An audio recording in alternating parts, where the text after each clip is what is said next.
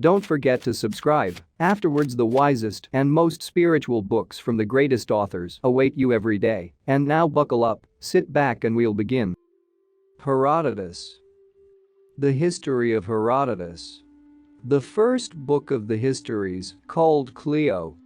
This is the showing forth of the inquiry of Herodotus of Halicarnassos, to the end that neither the deeds of men may be forgotten by lapse of time, nor the works great and marvelous, which have been produced some by Hellenes and some by barbarians, may lose their renown, and especially that the causes may be remembered for which these waged war with one another. Those of the Persians who have knowledge of history declare that the Phoenicians first began the quarrel. These, they say, came from that which is called the Erythraean Sea to this of ours, and having settled in the land where they continue even now to dwell, set themselves forthwith to make long voyages by sea. And conveying merchandise of Egypt and of Assyria, they arrived at other places and also at Argos. Now Argos was at that time in all points the first of the states within that land, which is now called Hellas. The Phoenicians arrived then at this land of Argos, and began to dispose of their ship's cargo. And on the 5th or 6th day after they had arrived, when their goods had been almost all sold, there came down to the sea a great company of women, and among them the daughter of the king, and her name, as the Hellenes also agree, was Io, the daughter of Anachos. These, standing near to the stern of the ship, were buying of the wares, such as pleased them most, when of a sudden the Phoenicians, passing the word from one to another, made a rush upon them, and the greater part of the women escaped by flight, but Io and certain others were carried off. So they put them on board their ship, and forthwith departed, sailing away to Egypt. In this manner the Persians report that Io came to Egypt, not agreeing therein with the Hellenes, and this they say was the first beginning of wrongs. Then after this, they say, certain Hellenes, but the name of the people they are not able to report, put into the city of Tyre in Phoenicia, and carried off the king's daughter Europe. Of these would doubtless be Cretans, and so they were quits for the former injury.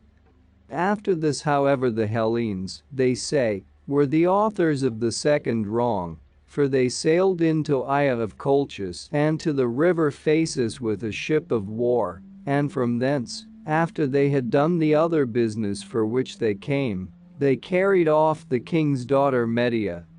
And the king of Colchis sent a herald to the land of Hellas, and demanded satisfaction for the rape, and to have his daughter back, but they answered that,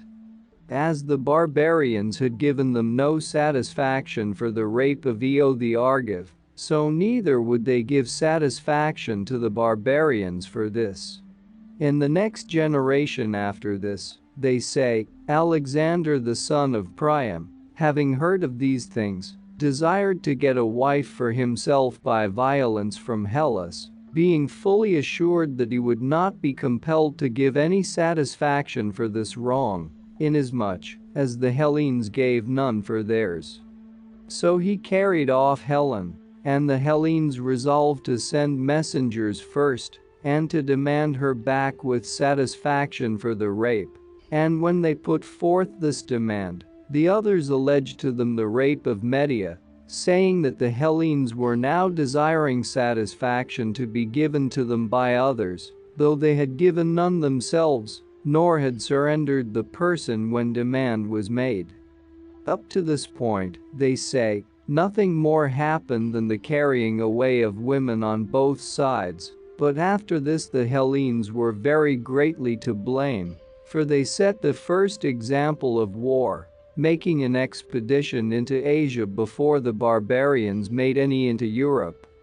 Now they say that in their judgment, though it is an act of wrong to carry away women by force, it is a folly to set one's heart on taking vengeance for their rape, And the wise course is to pay no regard when they have been carried away, for it is evident that they would never be carried away if they were not themselves willing to go.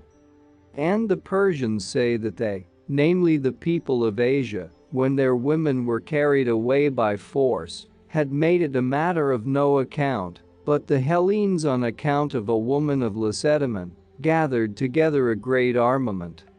and then came to Asia and destroyed the dominion of Priam, and that from this time forward, they had always considered the Hellenic race to be their enemy. For Asia and the barbarian races which dwell there the Persians claim as belonging to them, but Europe and the Hellenic race they consider to be parted off from them. The Persians for their part say that things happened thus, and they conclude that the beginning of their quarrel with the Hellenes was on account of the taking of Ilion. But as regards Io, the Phoenicians do not agree with the Persians in telling the tale thus, for they deny that they carried her off to Egypt by violent means, and they say on the other hand, that when they were in Argos, she was intimate with the master of their ship. And perceiving that she was with child, she was ashamed to confess it to her parents, and therefore sailed away with the Phoenicians of her own will, for fear of being found out. These are the tales told by the Persians and the Phoenicians severally. And concerning these things I am not going to say that they happened thus or thus. 401. But when I have pointed to the man who first within my own knowledge began to commit wrong against the Hellenes, I shall go forward further with the story, giving an account of the cities of men, small as well as great. For those which in old times were great have for the most part become small, while those that were in my own time great used in former times to be small. So then, since I know that human prosperity never continues steadfast, I shall make mention of both indifferently. Croesus was Lydian by race, the son of Alyattes and ruler of the nations which dwell on this side of the river Halys, which river, flowing from the south between the Syrians and the Paphlagonians, runs out towards the north wind into that sea, which is called the Euxine. This Croesus, first of all the barbarians of whom we have knowledge, subdued certain of the Hellenes and forced them to pay tribute, while others he gained over and made them his friends. Those whom he subdued were the Ionians, the Aeolians, and the Dorians who dwell in Asia, and those whom he made his friends were the Lacedaemonians. But before the reign of Croesus all the Hellenes were free, for the expedition of the Cimmerians, which came upon Ionia before the time of Croesus, was not a conquest of the cities, but a plundering incursion only. Now the supremacy which had belonged to the Heraclidae came to the family of Croesus, called Myrmidai, in the following manner. Candalos, whom the Hellenes call Marcelos, was ruler of Sardis and a descendant of Alcaeus, son of Heracles. For Agron, the son of Ninos, the son of Belos, the son of Alcaeus, was the first of the Heraclidae who became king of Sardis. And Candalos the son of Myrsos was the last, but those who were kings over this land before Agron were descendants of Lytos the son of Aetes, whence this whole nation was called Lydian, having been before called Meonian. From these the Heraclidae, descended from Heracles and the slave girl of Iordanos, obtained the government, being charged with it by reason of an oracle, and they reigned for 22 generations of men, 505 years, handing on the power from father to son, till the time of Candalos the son of Myrsos. This Candalos then of whom I speak had become passionately in love with his own wife, and having become so, he deemed that his wife was fairer by far than all other women, and thus deeming, Tygiges the son of Dascylos, for he of all his spearmen, was the most pleasing to him, To this Gyges, I say, he used to impart as well the more weighty of his affairs as also the beauty of his wife, praising it above measure. And after no long time, since it was destined that evil should happen to Candace, he said to Gyges as follows: Gyges, I think that thou dost not believe me when I tell thee of the beauty of my wife, for it happens that men's ears are less apt of belief than their eyes. Contrive therefore means by which thou mayest look upon her naked. But he cried aloud and said, Master, what word of unwisdom is this which thou dost utter, bidding me look upon my mistress naked? When a woman puts off her tunic, she puts off her modesty also. Moreover, of old time those fair sayings have been found out by men, from which we ought to learn wisdom, and of these one is this, that each man should look on his own. But I believe indeed that she is of all women the fairest, and I entreat thee not to ask of me that which it is not lawful for me to do. With such words as these he resisted, fearing lest some evil might come to him from this. But the king answered him thus: Be of good courage, Gyges, and have no fear, either of me, that I am saying these words to try thee, or of my wife, lest any harm may happen to thee from her. For I will contrive it so from the first that she shall not even perceive that she has been seen by thee. I will place thee in the room where we sleep, behind the open door, and after I have gone in, my wife also will come to lie down. Now there is a seat near the entrance of the room, and upon this she will lay her garments as she takes them off one by one, and so thou wilt be able to gaze upon her at full leisure. And when she goes from the chair to the bed, and thou shalt be behind her back, then let it be thy part to take care that she sees thee not as thou goest through the door. He then, since he might not avoid it, gave consent. And Candace, when he considered that it was time to rest, led Gyges to the chamber, and straightway after this the woman also appeared. And Gyges looked upon her after she came in, and as she laid down her garments, and when she had her back turned towards him, as she went to the bed, then he slipped away from his hiding place and was going forth. And as he went out, the woman caught sight of him, and perceiving that which had been done by her husband, she did not cry out, though struck with shame, but she made as though she had not perceived the matter, meaning to avenge herself upon Candace.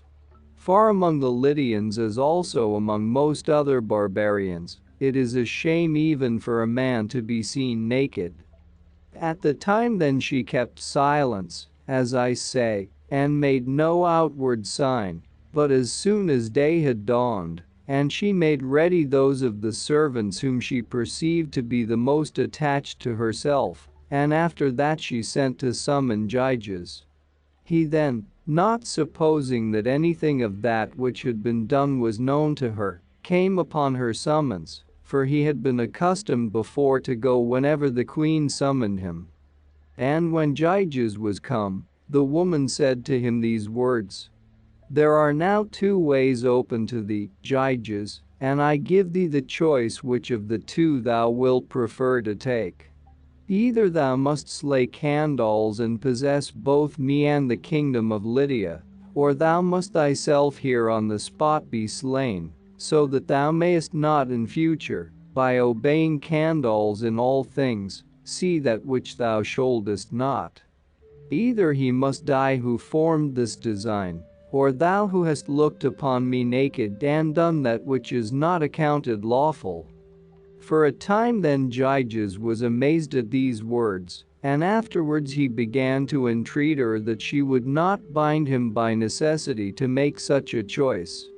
Then however, as he could not prevail with her, but saw that necessity was in truth set before him either to slay his master or to be himself slain by others,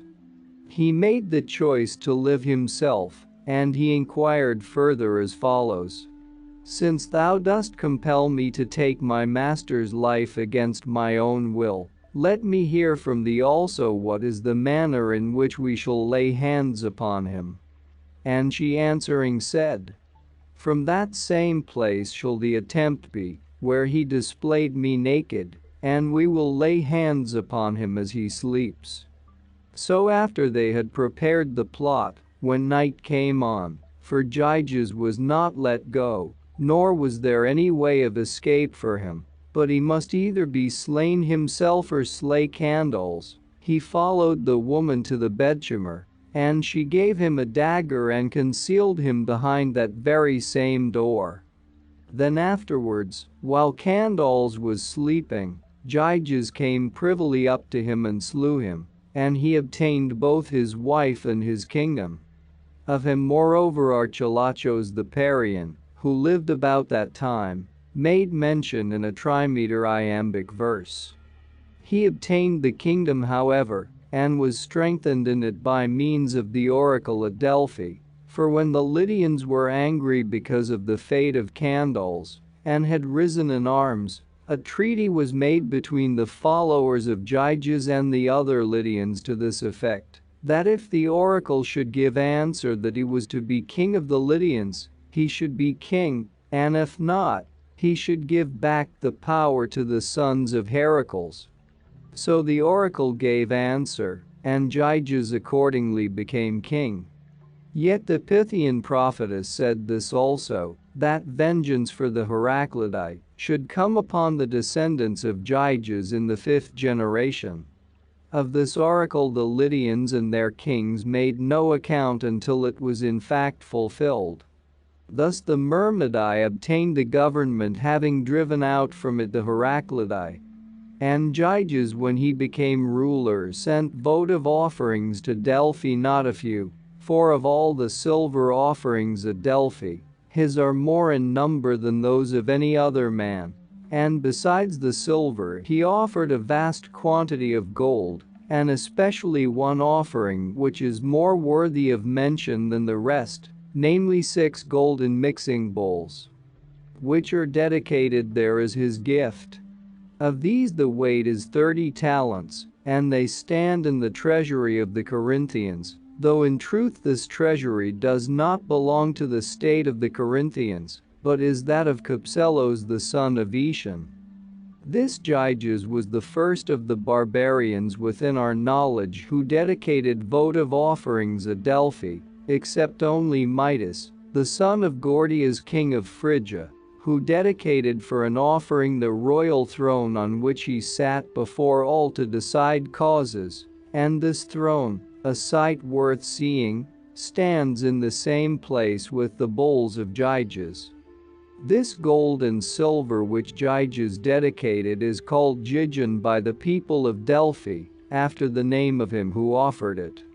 Now Gyges also, as soon as he became king, led an army against Miletos and Smyrna, and he took the lower town of Colophon.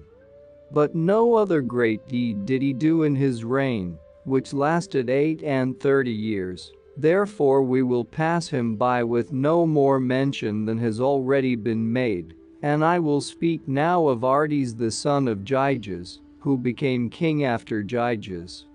He took Priam and made an invasion against Miletos, and while he was ruling over Sardis, the Cimmerians driven from their abodes by the nomad Scythians, came to Asia and took Sardis except the citadel.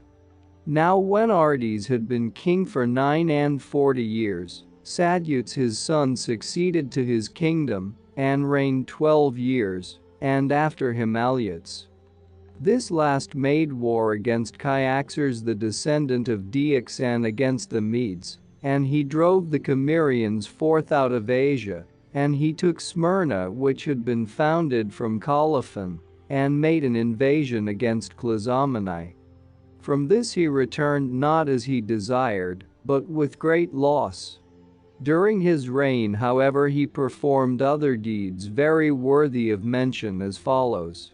He made war with those of Miletos, having received this war as an inheritance from his father. For he used to invade their land and besiege Miletus in the following manner. Whenever there were ripe crops upon the land, then he led an army into their confines, making his march to the sound of pipes and harps and flutes both of male and female tone. And when he came to the Milesian land, he neither pulled down the houses that were in the fields, nor set fire to them, nor tore off their doors, but let them stand as they were. The trees, however, and the crops that were upon the land he destroyed, and then departed by the way he came. For the men of Miletus had command of the sea, so that it was of no use for his army to blockade them. And he abstained from pulling down the houses to the end that the Milesians might have places to dwell in while they sowed and tilled the land, and by the means of their labor, he might have somewhat to destroy when he made his invasion. Thus he continued to war with them for 11 years, and in the course of these years the Milesians suffered 2 great defeats, once when they fought a battle in the district of Lemenion in their own land, and again in the plain of Maeander. Now for 6 of the 11 years Sadutes the son of Artes was still ruler of the Lydians, the same who was wont to invade the land of Miletus at the times mentioned, for this Sadutes was he who first began the war. But for the 5 years which followed these first 6, the war was carried on by Alyattes the son of Sadutes, who received it as an inheritance from his father, as I have already said, and applied himself to it earnestly. And none of the Ionians helped those of Miletus bear the burden of this war, except only the men of Chios. These came to their aid to pay back like with like, for the Milesians had formerly assisted the Chians throughout their war with the people of Erythrae. Then in the 12th year of the war, when standing corn was being burnt by the army of the Lydians, it happened as follows. As soon as the corn was kindled, it was driven by a violent wind and set fire to the temple of Athene surnamed of Acessos, and the temple being set on fire was burned down to the ground. Of this no account was made then, but afterwards when the army had returned to Sardis, Alyattes fell sick, and as his sickness lasted long, he sent messengers to inquire of the oracle at Delphi, either being advised to do so by some one, or because he himself thought it best to send and inquire of the god concerning his sickness. But when these arrived at Delphi, the Pythian prophetess said that she would give them no answer until they should have built up again the temple of Athene which they had burnt at Acessos in the land of Miletus. Thus much I know by the report of the people of Delphi. But the Milesians add to this that Periander the son of Cypselos, being a special guest friend of Thrasybulus the then despot of Miletus, heard of the oracle which had been given to Alyattes, and sending a messenger told Thrasybulus, in order that he might have knowledge of it beforehand, and take such counsel as the case required. This is the story told by the Milesians. And Alyattes, when this answer was reported to him, sent a herald forthwith to Miletus, desiring to make a truce with Thrasybulus and the Milesians for so long a time, as he should be building the temple. He then was being sent as envoy to Miletus, and Thrasybulus in the meantime being informed beforehand of the whole matter, and knowing what Alyattes was meaning to do, contrived this device. He gathered together in the marketplace all the store of provisions which was found in the city, both his own and that which belonged to private persons, and he proclaimed to the Milesians that on a signal given by him, they should all begin to drink and make merry with one another. This Thrasybulus did, and thus proclaimed to the end that the herald from Sardis, seeing a vast quantity of provisions carelessly piled up, and the people feasting, might report this to Alyattes. And so in fact it happened. For when the herald returned to Sardis after seeing this and delivering to Thrasybulus the charge which was given to him by the king of Lydia, the peace which was made came about, as I am informed, merely because of this. For Alyattes, who thought that there was a great famine in Miletus, and that the people had been worn down to the extreme of misery, heard from the herald, when he returned from Miletus, the opposite to that which he himself supposed. And after this the peace was made between them on condition of being guest friends and allies to one another, and Alyattes built 2 temples to Athene at Assesos in place of one, and himself recovered from his sickness. With regard then to the war waged by Alyattes with the Milesians and Thrasybulus, things went thus.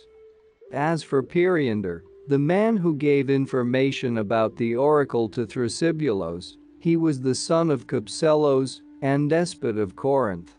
In his life, say the Corinthians, and with them agree the Lesbians, there happened to him a very great marvel, namely that Arion of Methymna was carried ashore at Tainaron upon a dolphin's back. This man was a harper second to none of those who then lived, and the first, so far as we know, who compassed a dithyramb, naming it so, and teaching it to a chorus at Corinth. This Arion, they say, who for the most part of his time stayed with Periander, conceived a desire to sail to Italy and Sicily, and after he had there acquired large sums of money, he wished to return again to Corinth. He set forth therefore from Taras, and as he had faith in Corinthians more than in other men, he hired a ship with a crew of Corinthians. These, the story says, when out in open sea, formed a plot to cast Arion overboard, and so possess his wealth, and he having obtained knowledge of this made entreaties to them, offering them his wealth, and asking them to grant him his life. With this however he did not prevail upon them, but the men who were conveying him bade him either slay himself there, that he might receive burial on the land, or leap straightway into the sea. So Arion being driven to a strait entreated them that, since they were so minded, they would allow him to take his stand in full minstrel's garb upon the deck of the ship and sing, and he promised to put himself to death after he had sung. They then, well pleased to think that they should hear the best of all minstrels upon earth, drew back from the stern towards the middle of the ship, and he put on the full minstrel's garb and took his lyre, and standing on the deck, performed the Orthian measure.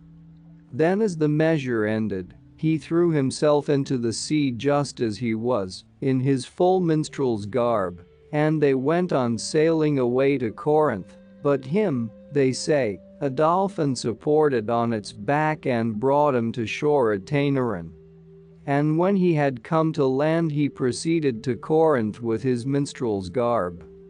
Thither having arrived he related all that had been done, and Periander doubting of his story, kept Arion in guard, and would let him go nowhere, while he kept careful watch for those who had conveyed him.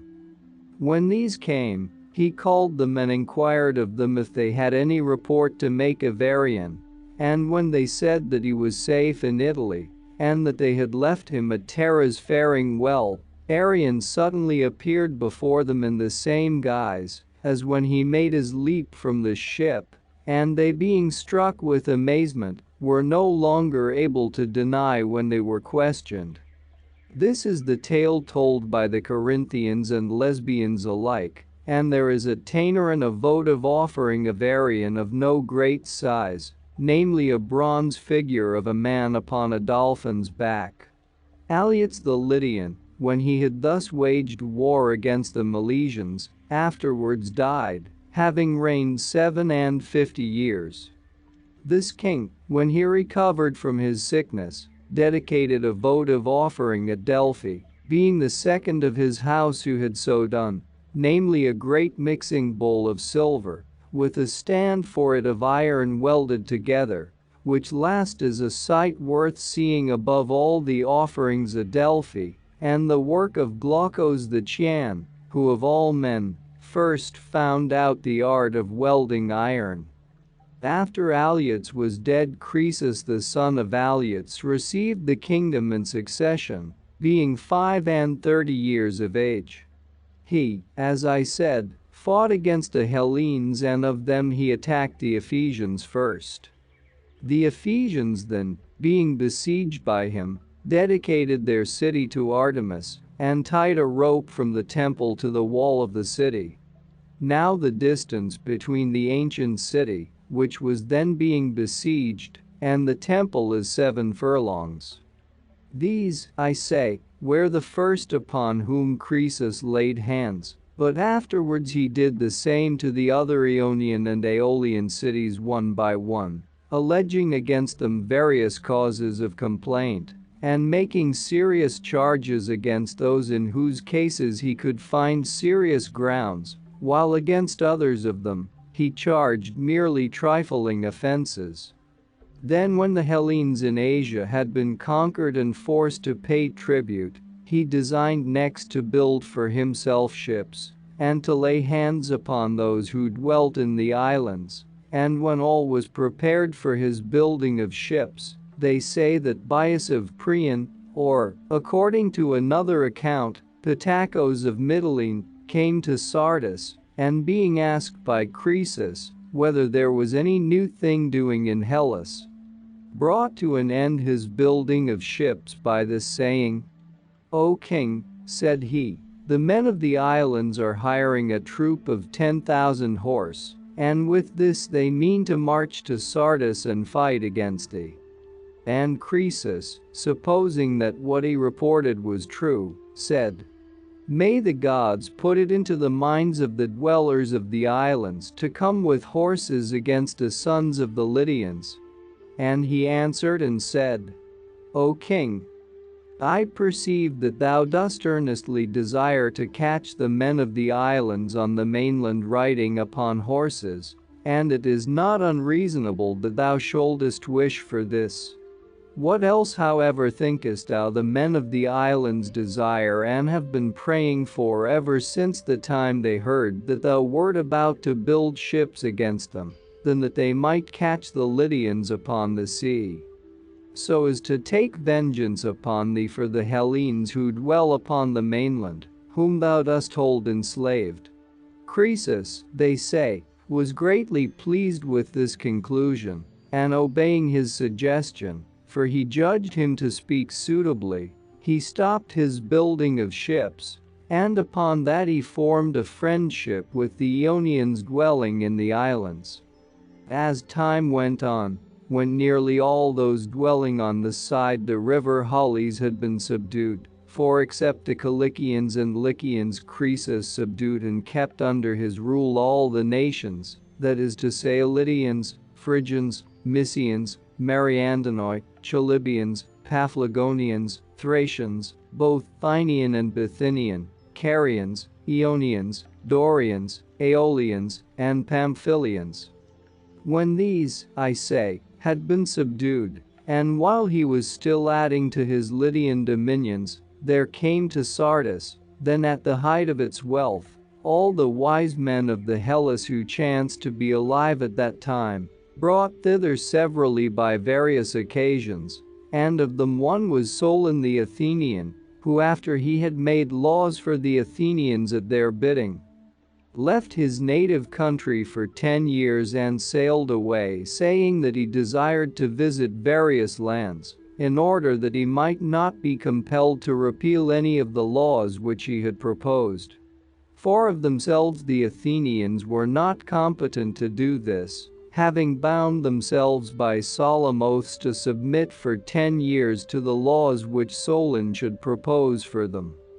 So Solon, having left his native country for this reason and for the sake of seeing various lands, came to Amasis in Egypt, and also to Croesus at Sardis.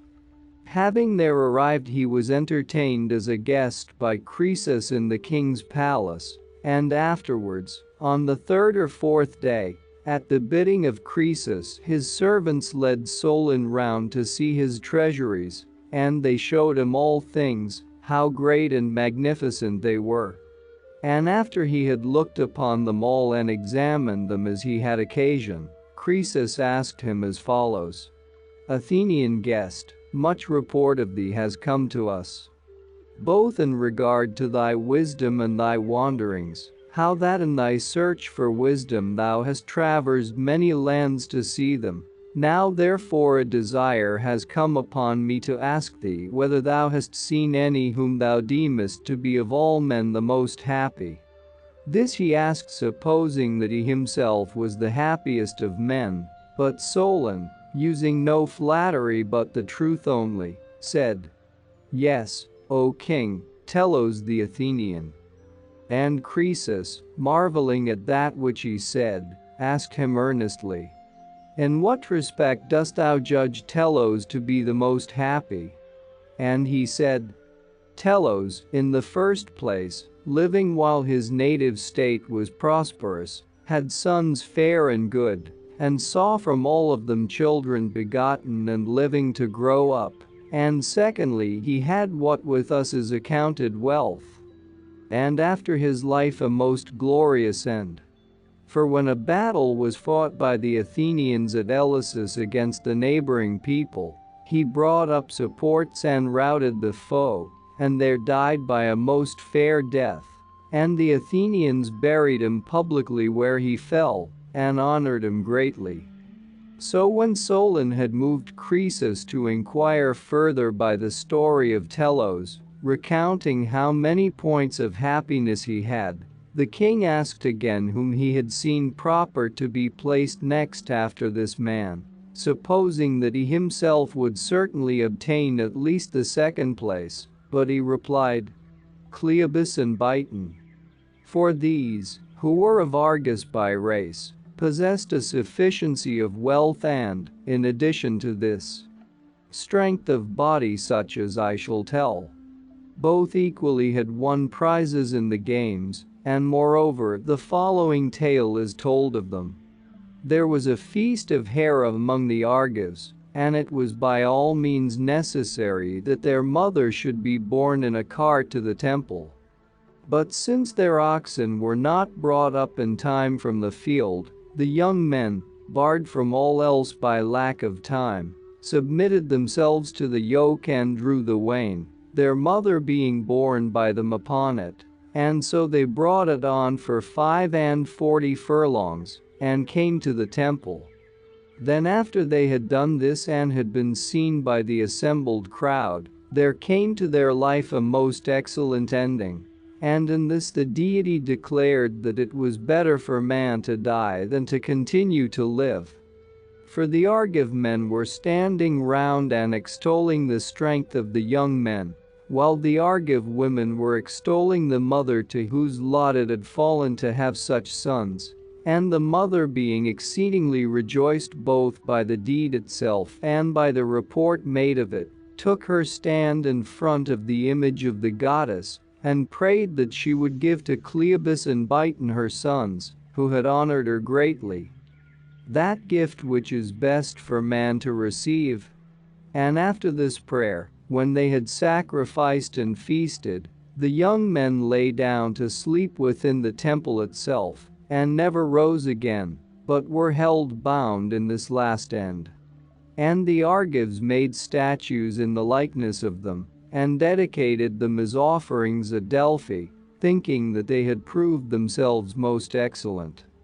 Thus Solon assigned the second place in respect of happiness to these. And Croesus was moved to anger and said, Athenian guest, hast thou then so cast aside our prosperous state as worth nothing, that thou dost prefer to us even men of private station? And he said,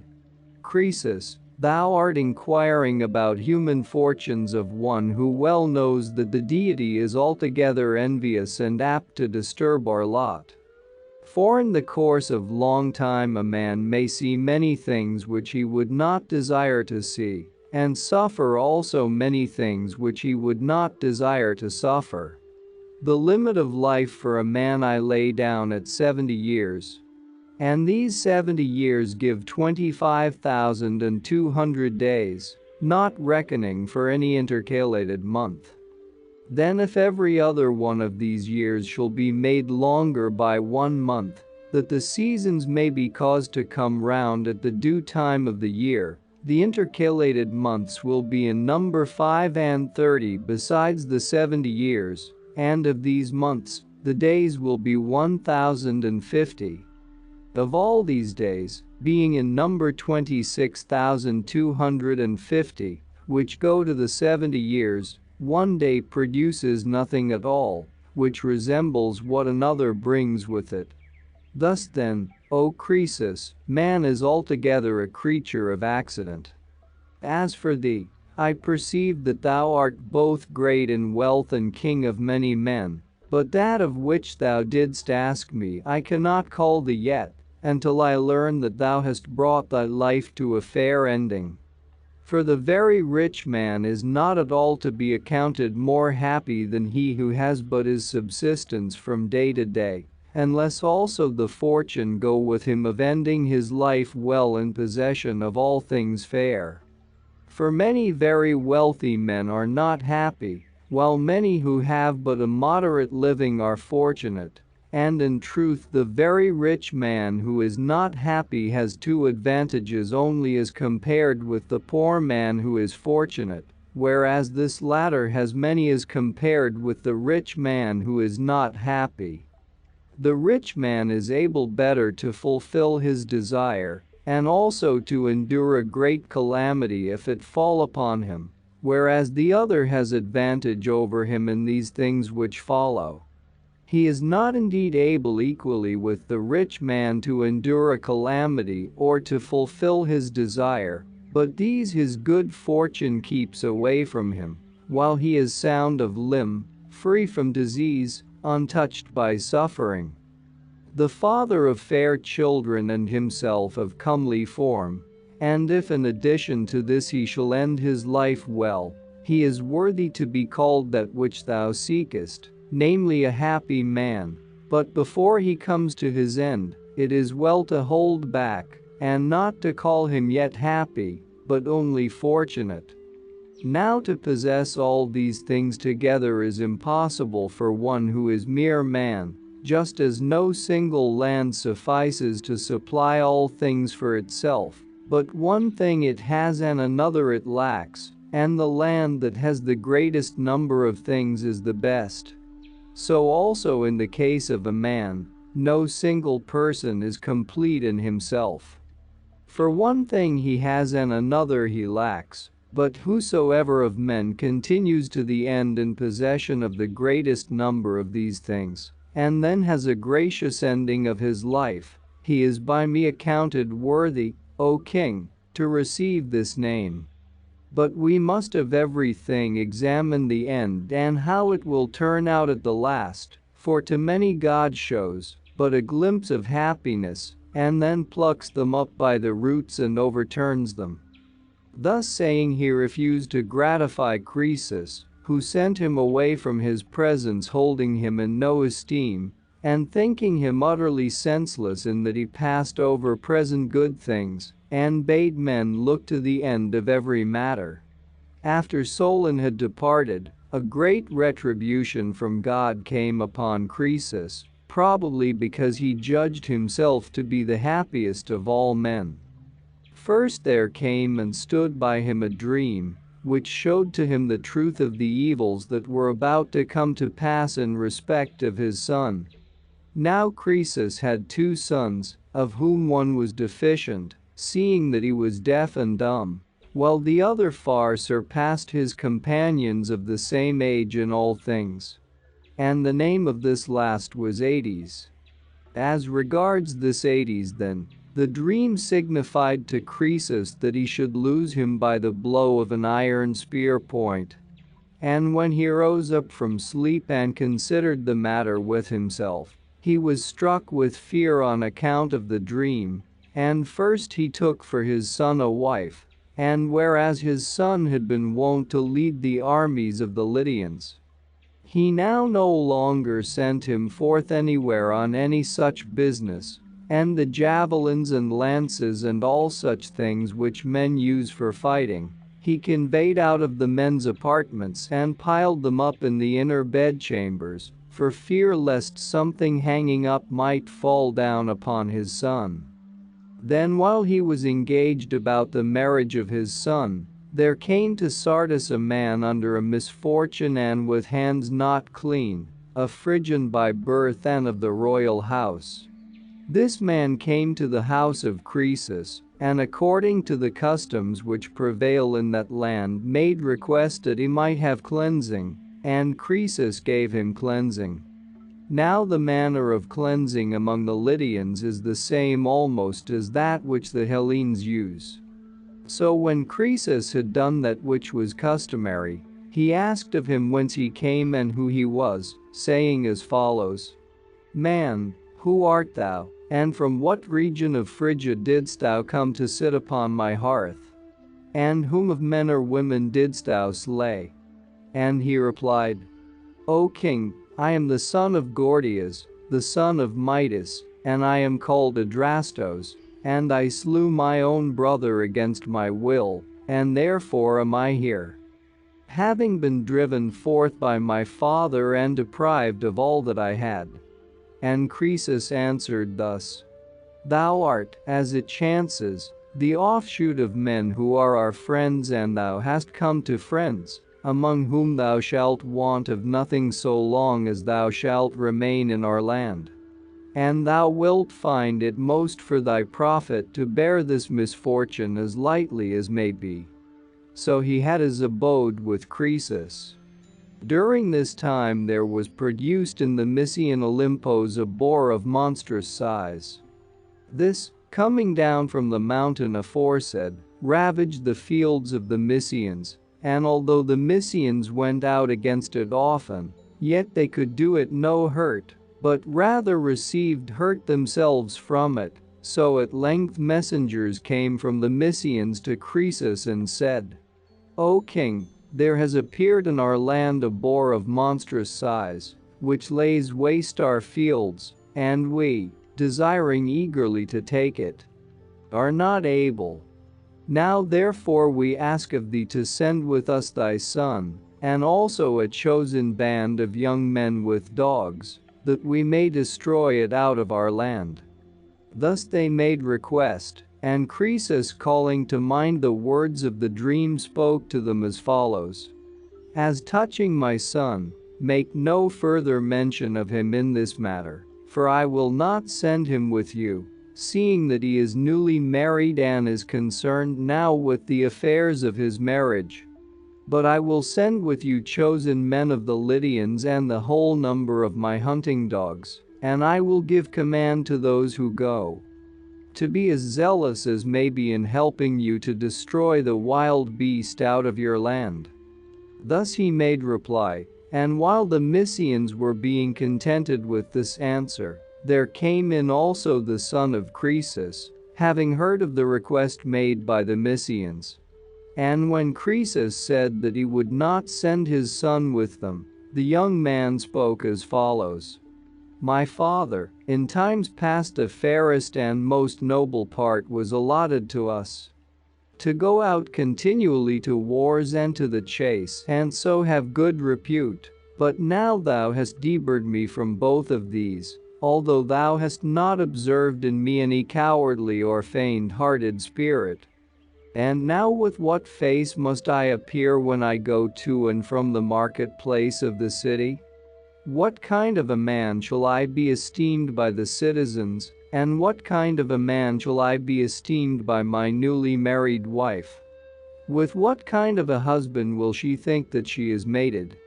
Therefore either let me go to the hunt, or persuade me by reason that these things are better for me done as now they are." And Croesus made answer thus: "My son, not because I have observed in thee any spirit of cowardice or any other ungracious thing, do I act thus? But a vision of a dream came and stood by me in my sleep, and told me that thou shouldest be short-lived, and that thou shouldest perish by a spear point of iron. With thought of this vision therefore I both urged on this marriage for thee, and I refuse now to send thee upon the matter which is being taken in hand, having a care of thee that I may steal thee from thy fate at least for the period of my own life, if by any means possible for me to do so. For thou art, as it chances, my only son. The other I do not reckon as one, seeing that he is deficient in hearing. The young man made answer thus: It may well be forgiven in thee, O my father, that thou shouldest have a care of me after having seen such a vision, but that which thou dost not understand, and in which the meaning of the dream has escaped thee, it is right that I should expound to thee. Thou sayest a dream declared that I should end my life by means of a spear point of iron. But what hands has a boar, or what spear point of iron, of which thou art afraid? If the dream had told thee that I should end my life by a tusk, or any other thing which resembles that, it would be right for thee doubtless to do as thou art doing, but it said by a spear point. Since therefore our fight will not be with men, let me now go. Croesus made answer: My son, thou dost partly prevail with me by declaring thy judgment about the dream, therefore, having been prevailed upon by thee, I change my resolution and allow thee to go to the chase. Having thus said, Croesus went to summon Adrastos the Phrygian, and when he came, he addressed him thus: Adrastos, when thou wast struck with a grievous misfortune, with which I reproach thee not, I cleansed thee, and I have received thee into my house, supplying all thy costs. Now therefore, since having first received kindness from me thou art bound to requite me with kindness, I ask of thee to be the protector of my son who goes forth to the chase, lest any evil robbers come upon you by the way to do you harm. And besides this thou too oughtest to go where thou mayest become famous by thy deeds, for it belongs to thee as an inheritance from thy fathers so to do, and moreover, thou hast strength for it. Adrastos made answer: O king, but for this I should not have been going to any such contest of valor. For first, it is not fitting that one who is suffering such a great misfortune as mine should seek the company of his fellows who are in prosperity, and secondly, I have no desire for it, and for many reasons I should have kept myself away. But now, since thou art urgent with me, and I ought to gratify thee, for I am bound to requite thee with kindness, I am ready to do this. Expect therefore that thy son, whom thou commandest me to protect, will return home to thee unhurt, so far as his protector may avail to keep him safe. When he had made answer to Croesus in words like these, they afterwards set forth provided with chosen young men and with dogs. And when they were come to Mount Olympos, they tracked the animal, and having found it and taken their stand round in a circle, they were hurling against it their spears. Then the guest, he who had been cleansed of manslaughter, whose name was Adrastos, hurling a spear at it missed the boar, and struck the son of Croesus. So he being struck by the spear point fulfilled the saying of the dream. And one ran to report to Croesus that which had come to pass, and having come to Sardis, he signified to him of the combat and of the fate of his son. And Croesus was very greatly disturbed by the death of his son, and was much the more moved to complaining by this, namely that his son was slain by the man whom he had himself cleansed of manslaughter. And being grievously troubled by the misfortune he called upon Zeus the cleanser, protesting to him that which he had suffered from his guest, And he called moreover upon the protector of suppliants and the guardian of friendship, naming still the same God, and calling upon him as the protector of suppliants, because when he received the guest into his house, he had been fostering ignorantly the slayer of his son. And as the guardian of friendship, because having sent him as a protector, he had found him the worst of foes.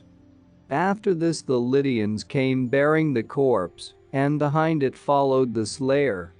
And he, taking his stand before the corpse, delivered himself up to Croesus, holding forth his hands and bidding the king slay him over the corpse, speaking of his former misfortune, and saying that in addition to this, he had now been the destroyer of the man who had cleansed him of it, and that life for him was no more worth living. But Croesus, hearing this, pitied Adrastos, although he was himself suffering so great an evil of his own, and said to him, "Guest, I have already received from thee all the satisfaction that is due, seeing that thou dost condemn thyself to suffer death. And not thou alone art the cause of this evil, except in so far as thou wert the instrument of it against thine own will, but some one, as I suppose, of the gods, who also long ago signified to me that which was about to be." So Croesus buried his son as was fitting. But Adrastos the son of Gordias, the son of Midas, he who had been the slayer of his own brother, and the slayer also of the man who had cleansed him, when silence came of all men round about the tomb, recognizing that he was more grievously burdened by misfortune than all men of whom he knew, slew himself upon the grave. For 2 years then Croesus remained quiet in his mourning, because he was deprived of his son. But after this period of time the overthrowing of the rule of Astyages the son of Cyaxares by Cyrus the son of Cambyses, and the growing greatness of the Persians, caused Croesus to cease from his mourning, and led him to a care of cutting short the power of the Persians, if by any means he might,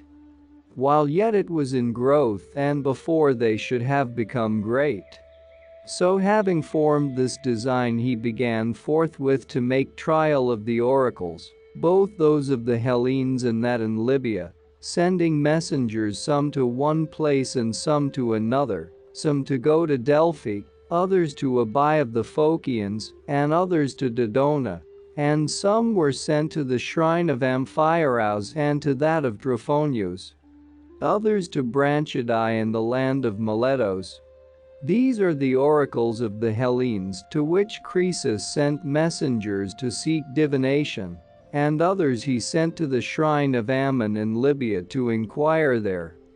Now he was sending the messengers abroad to the end that he might try the oracles and find out what knowledge they had, so that if they should be found to have knowledge of the truth, he might send and ask them. Secondly, whether he should attempt to march against the Persians. And to the Lydians whom he sent to make trial of the oracles, he gave charge as follows: that from the day on which they set out from Sardis, they should reckon up the number of the days following, and on the 100th day they should consult the oracles, asking what Croesus the son of Alyattes king of the Lydians chanced then to be doing,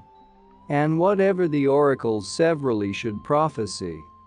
This they should cause to be written down and bear it back to him. Now what the other oracles prophesied is not by any reported, but at Delphi, so soon as the Lydians entered the sanctuary of the temple to consult the god, and asked that which they were commanded to ask, the Pythian prophetess spoke thus in hexameter measure: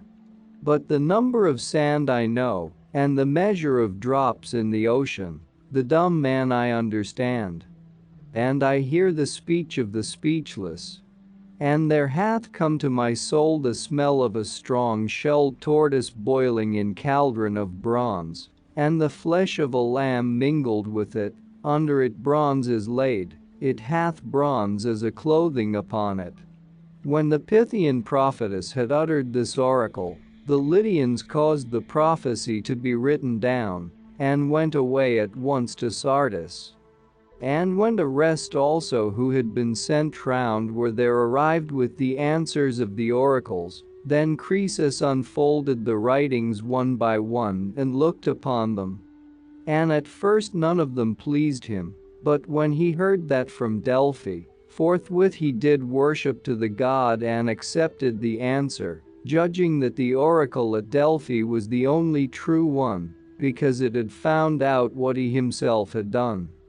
For when he had sent to the several oracles his messengers to consult the gods, keeping well in mind the appointed day, he contrived the following device. He thought of something which it would be impossible to discover or to conceive of, and cutting up a tortoise and a lamb, he boiled them together himself in a cauldron of bronze, laying a cover of bronze over them.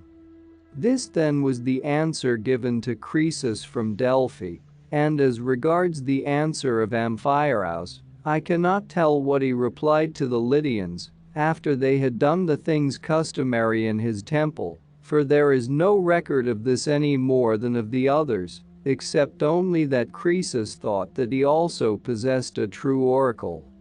After this, with great sacrifices, he endeavored to win the favor of the god at Delphi.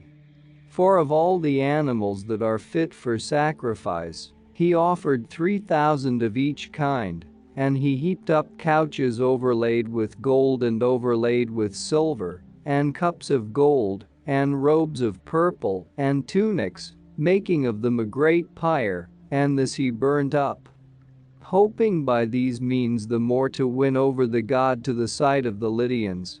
And he proclaimed to all the Lydians that every one of them should make sacrifice with that which each man had.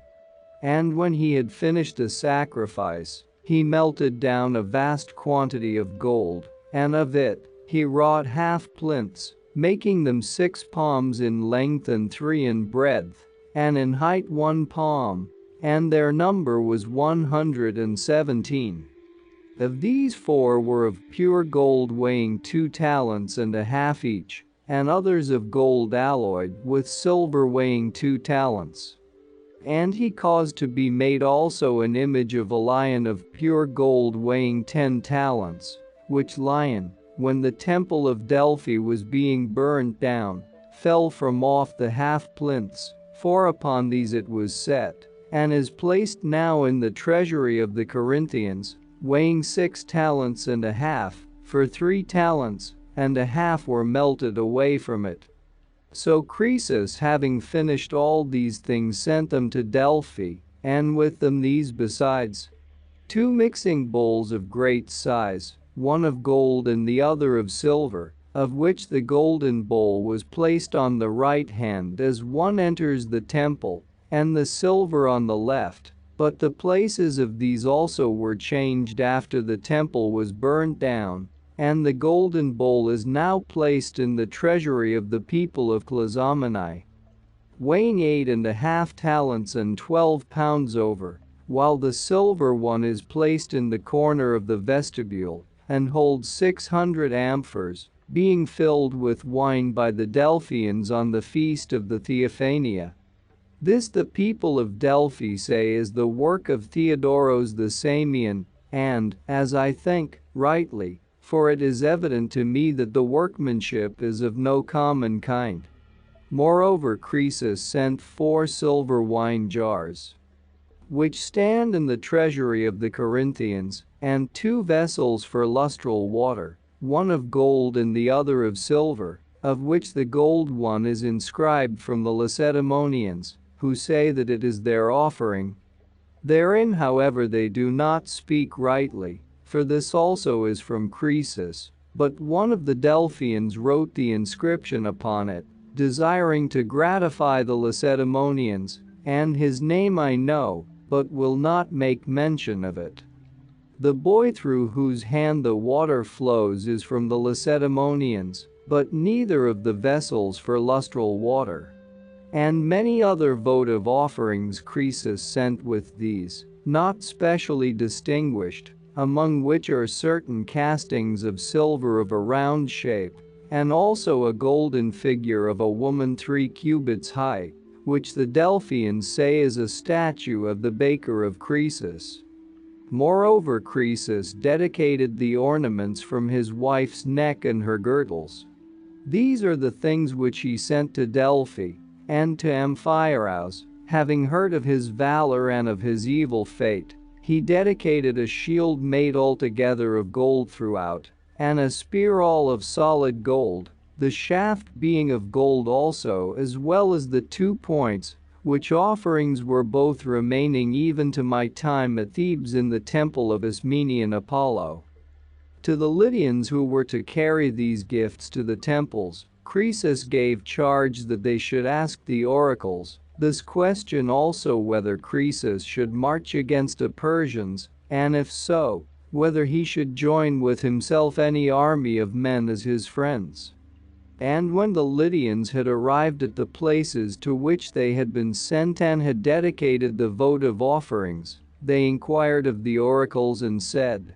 Croesus, king of the Lydians and of other nations, considering that these are the only true oracles among men, presents to you gifts such as your revelations deserve, and asks you again now whether he shall march against the Persians, and if so, whether he shall join with himself any army of men as allies. They inquired thus, and the answers of both the oracles agreed in one, declaring to Croesus that if he should march against the Persians, he should destroy a great empire. And they counseled him to find out the most powerful of the Hellenes, and join these with himself as friends. So when the answers were brought back and Croesus heard them, he was delighted with the oracles, and expecting that he would certainly destroy the kingdom of Cyrus, he sent again to Pytho, and presented to the men of Delphi, having ascertained the number of them, 2 staters of gold for each man. And in return for this the Delphians gave to Croesus and to the Lydians precedence in consulting the oracle and freedom from all payments, and the right to front seats at the games, with this privilege also for all time, that any one of them who wished should be allowed to become a citizen of Delphi. And having made presents to the men of Delphi, Croesus consulted the oracle the 3rd time, for from the time when he learnt the truth of the oracle, he made abundant use of it. And consulting the oracle, he inquired whether his monarchy would endure for a long time. And the Pythian prophetess answered him thus, But when it cometh to pass that a mule of the Medes shall be monarch, then by the pebbly Hermos, O Lydian delicate-footed, flee and stay not, and be not ashamed to be called a coward.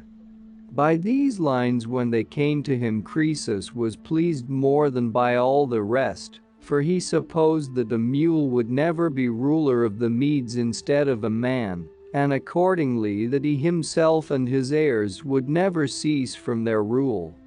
Then after this he gave thought to inquire which people of the Hellenes he should esteem the most powerful and gain over to himself as friends. And inquiring he found that the Lacedaemonians and the Athenians had the preeminence, the first of the Dorian and the others of the Ionian race. For these were the most eminent races in ancient time, the second being a Pelasgian and the first a Hellenic race. And the one never migrated from its place in any direction, while the other was very exceedingly given to wanderings. For in the reign of Deucalion this race dwelt in Thyatis, and in the time of Doros, the son of Helen, in the land lying below Ossa and Olympos, which is called Histiaetis, and when it was driven from Histiaetis by the sons of Cadmos, it dwelt in Pindos and was called Maecnion, and thence it moved afterwards to Dryapus, and from Dryapus it came finally to Peloponnesus, and began to be called Dorian. What language, however, the Pelasgians used to speak I am not able with certainty to say. But if one must pronounce judging by those that still remain of the Pelasgians who dwelt in the city of Creston 60 above the Tersenians, and who were once neighbors of the race now called Dorian, dwelling then in the land which is now called Thessalietis, and also by those that remain of the Pelasgians who settled at Placia and Skylake in the region of the Hellespont, who before that had been settlers with the Athenians, and of the natives of the various other towns which are really Pelasgian, though they have lost the name if one must pronounce judging by these. The Pelasgians used to speak a barbarian language. If therefore all the Pelasgian race was such as these, then the Attic race, being Pelasgian, at the same time when it changed and became Hellenic, unlearned also its language. For the people of Creston do not speak the same language with any of those who dwell about them, nor yet do the people of Phakia, but they speak the same language one as the other. And by this it is proved that they still keep unchanged the form of language which they brought with them when they migrated to these places. As for the Hellenic race, it has used ever the same language, as I clearly perceive, since it first took its rise, but since the time when it parted off feeble at first from the Pelasgian race, setting forth from a small beginning, it has increased to that great number of races which we see, and chiefly because many barbarian races have been added to it besides. Moreover, it is true, as I think, 6201 of the Pelasgian race also, that so far as it remained barbarian, it never made any great increase. Of these races then Croesus was informed that the Athenian was held subject and torn with faction by Pisistratos, the son of Hippocrates, who then was despot of the Athenians. For to Hippocrates, when as a private citizen he went to view the Olympic Games, a great marvel had occurred. After he had offered the sacrifice, the cauldrons which were standing upon the hearth, full of pieces of flesh and of water, boiled without fire under them and ran over. And Chilon the Lacedaemonian, who chanced to have been present and to have seen the marvel, advised Hippocrates first not to bring into his house a wife to bear him children, and secondly, if he happened to have one already, to dismiss her, and if he chanced to have a son, to disown him. When Chilon had thus recommended, Hippocrates, they say, was not willing to be persuaded, and so there was born to him afterwards this Pisistratos, who, when the Athenians of the shore were at feud with those of the plain, Megacles the son of Alcmaeon being leader of the first faction, and Lycurgos the son of Aristolades of that of the plain, aimed at the despotism for himself, and gathered a third party. So then, after having collected supporters and called himself leader of the men of the mountain lands, he contrived a device as follows.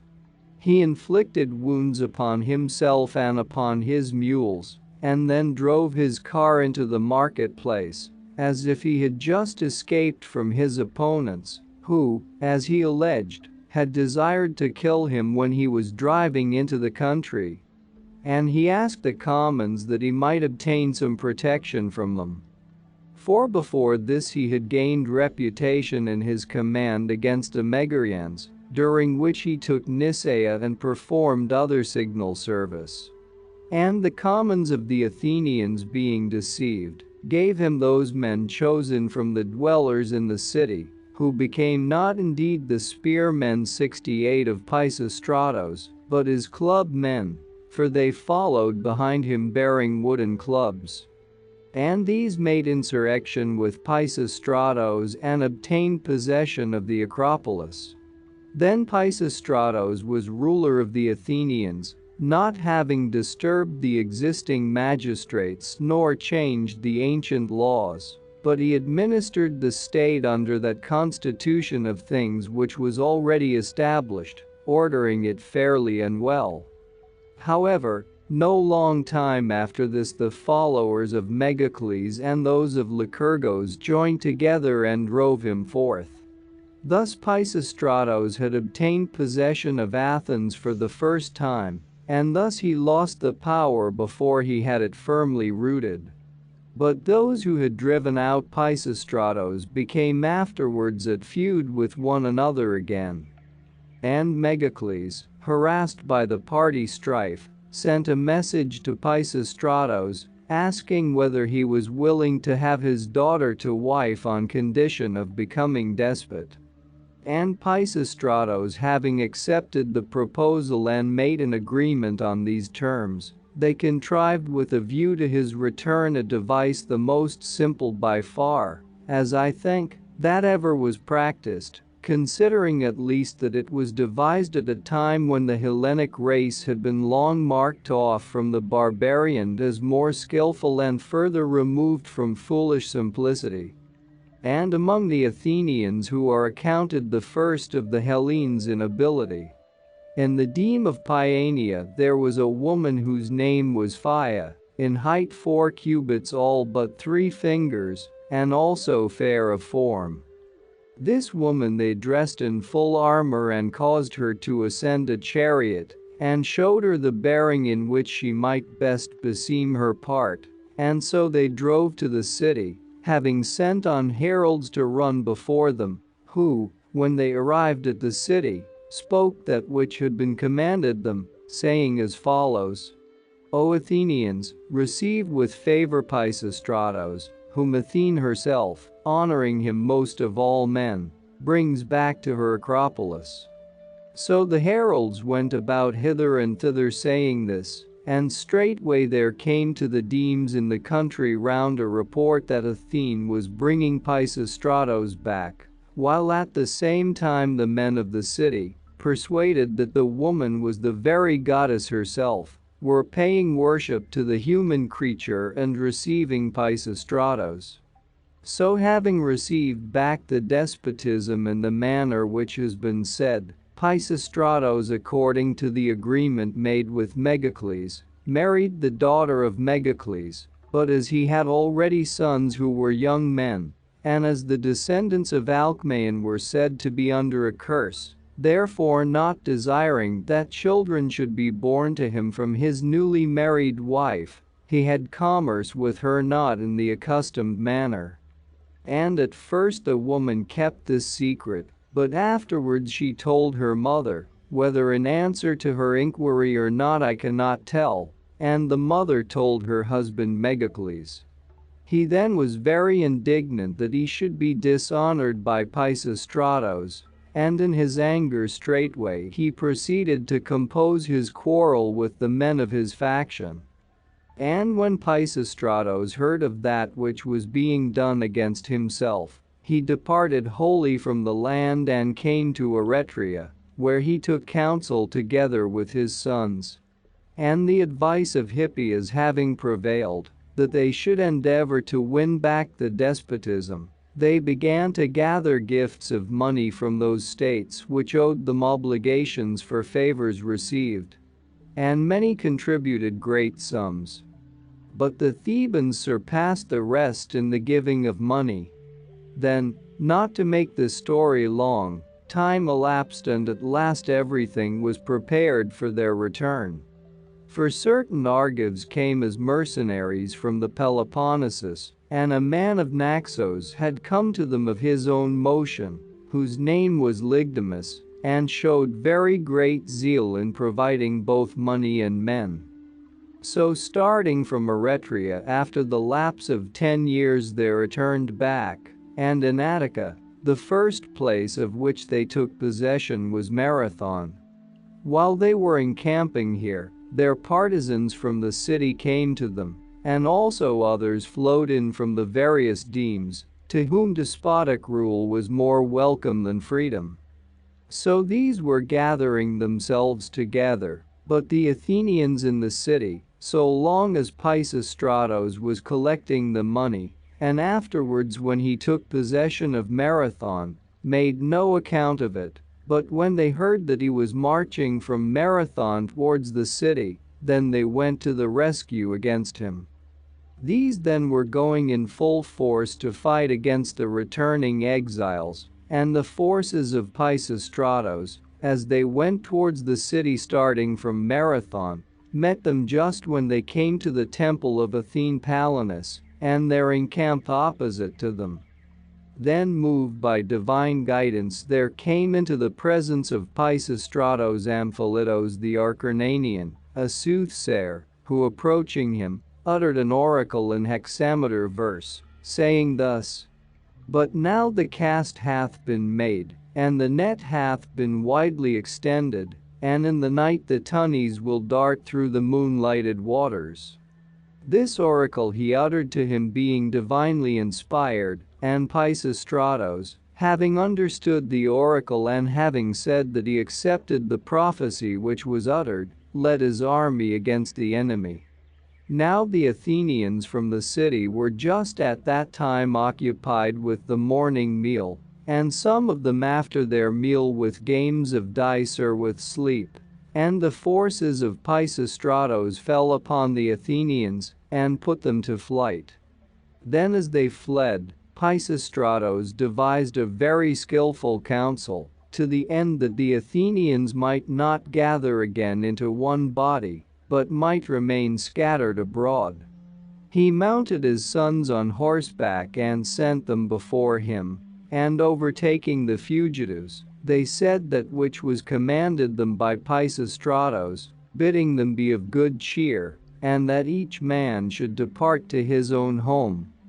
Thus then the Athenians did, and so Pisistratos for the third time obtained possession of Athens, and he firmly rooted his despotism by many foreign mercenaries, and by much revenue of money, coming partly from the land itself, and partly from about the river Strymon, and also by taking as hostages the sons of those Athenians who had remained in the land and had not at once fled,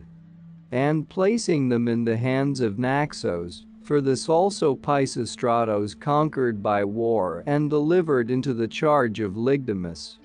Moreover, besides this, he cleansed the island of Delos in obedience to the oracles, and his cleansing was of the following kind.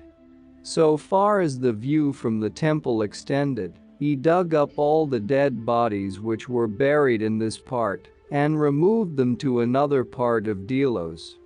So Pisistratos was despot of the Athenians, but of the Athenians some had fallen in the battle, and others of them with the sons of Alcmaeon were exiles from their native land. Such was the condition of things which Croesus heard was prevailing among the Athenians during this time. But as to the Lacedaemonians, he heard that they had escaped from great evils, and had now got the better of the Tegeans in the war. For when Leon and Hygieicles were kings of Sparta, the Lacedaemonians, who had good success in all their other wars, suffered disaster in that alone which they waged against the men of Tegea. Moreover, in the times before this they had the worst laws of almost all the Hellenes, both in matters which concerned themselves alone, and also in that they had no dealings with strangers.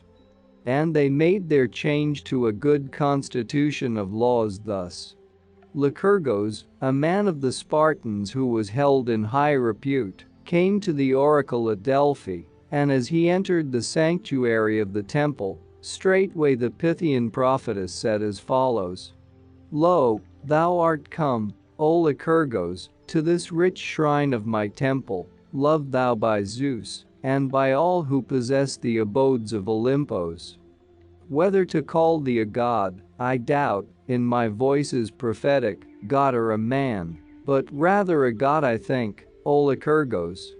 Some say in addition to this that the Pythian prophetess also set forth to him the order of things which is now established for the Spartans. But the Lacedaemonians themselves say that Lycurgos, having become guardian of Leobates his brother's son, who was king of the Spartans, brought in these things from Crete. For as soon as he became guardian, he changed all the prevailing laws, and took measures that they should not transgress his institutions. And after this Lycurgos established that which appertained to war, namely anamides and trichids and common meals, 7701, and in addition to this the ephors in the Senate. Having changed thus, the Spartans had good laws, and to Lycurgos after he was dead they erected a temple, and they pay him great worship. So then, as might be supposed, with a fertile land and with no small number of men dwelling in it, they straightway shot up and became prosperous. And it was no longer sufficient for them to keep still, but presuming that they were superior in strength to the Arcadians,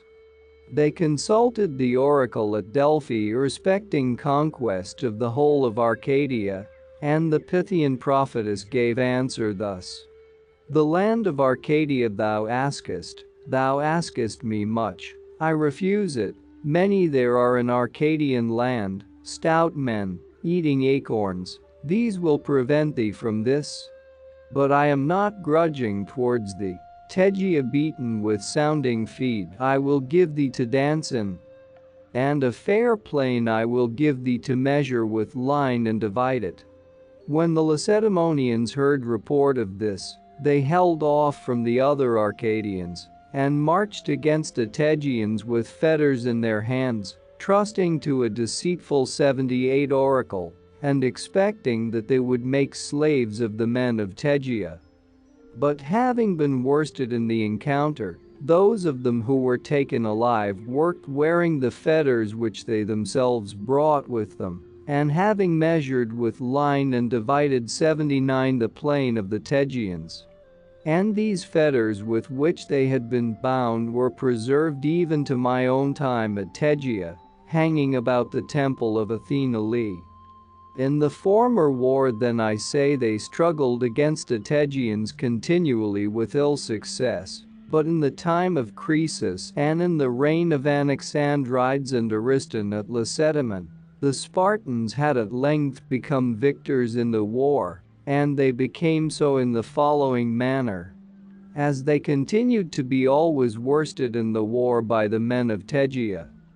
they sent messengers to consult the oracle at Delphi, and inquired what god they should propitiate, in order to get the better of the men of Tegea in the war. And the Pythian prophetess made answer to them that they should bring into their land the bones of Orestes, the son of Agamemnon.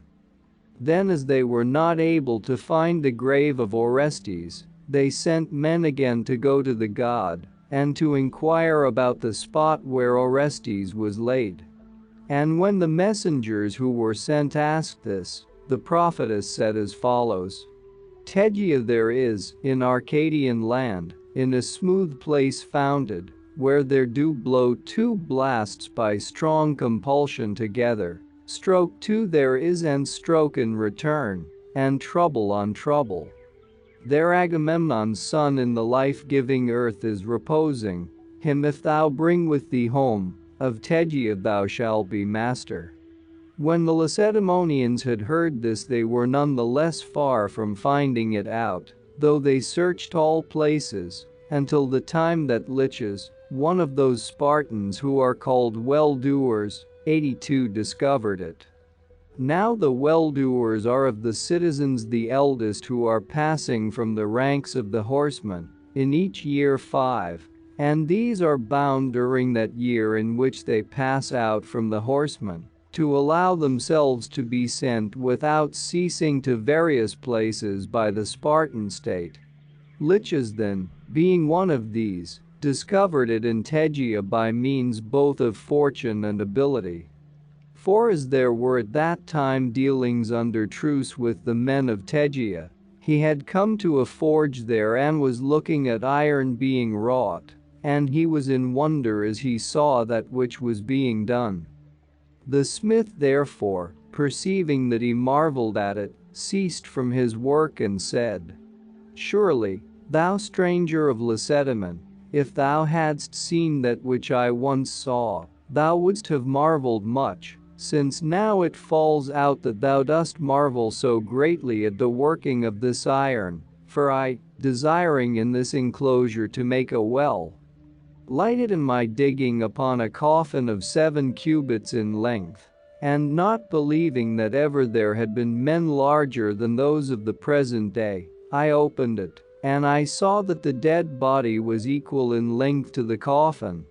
Then after I had measured it, I filled in the earth over it again. He then thus told him of that which he had seen, and the other, having thought upon that which was told, conjectured that this was Orestes, according to the saying of the oracle, forming his conjecture in the following manner. Whereas he saw that the smith had 2 pairs of bellows, he concluded that these were the winds spoken of, and that the anvil and the hammer were the stroke and the stroke in return,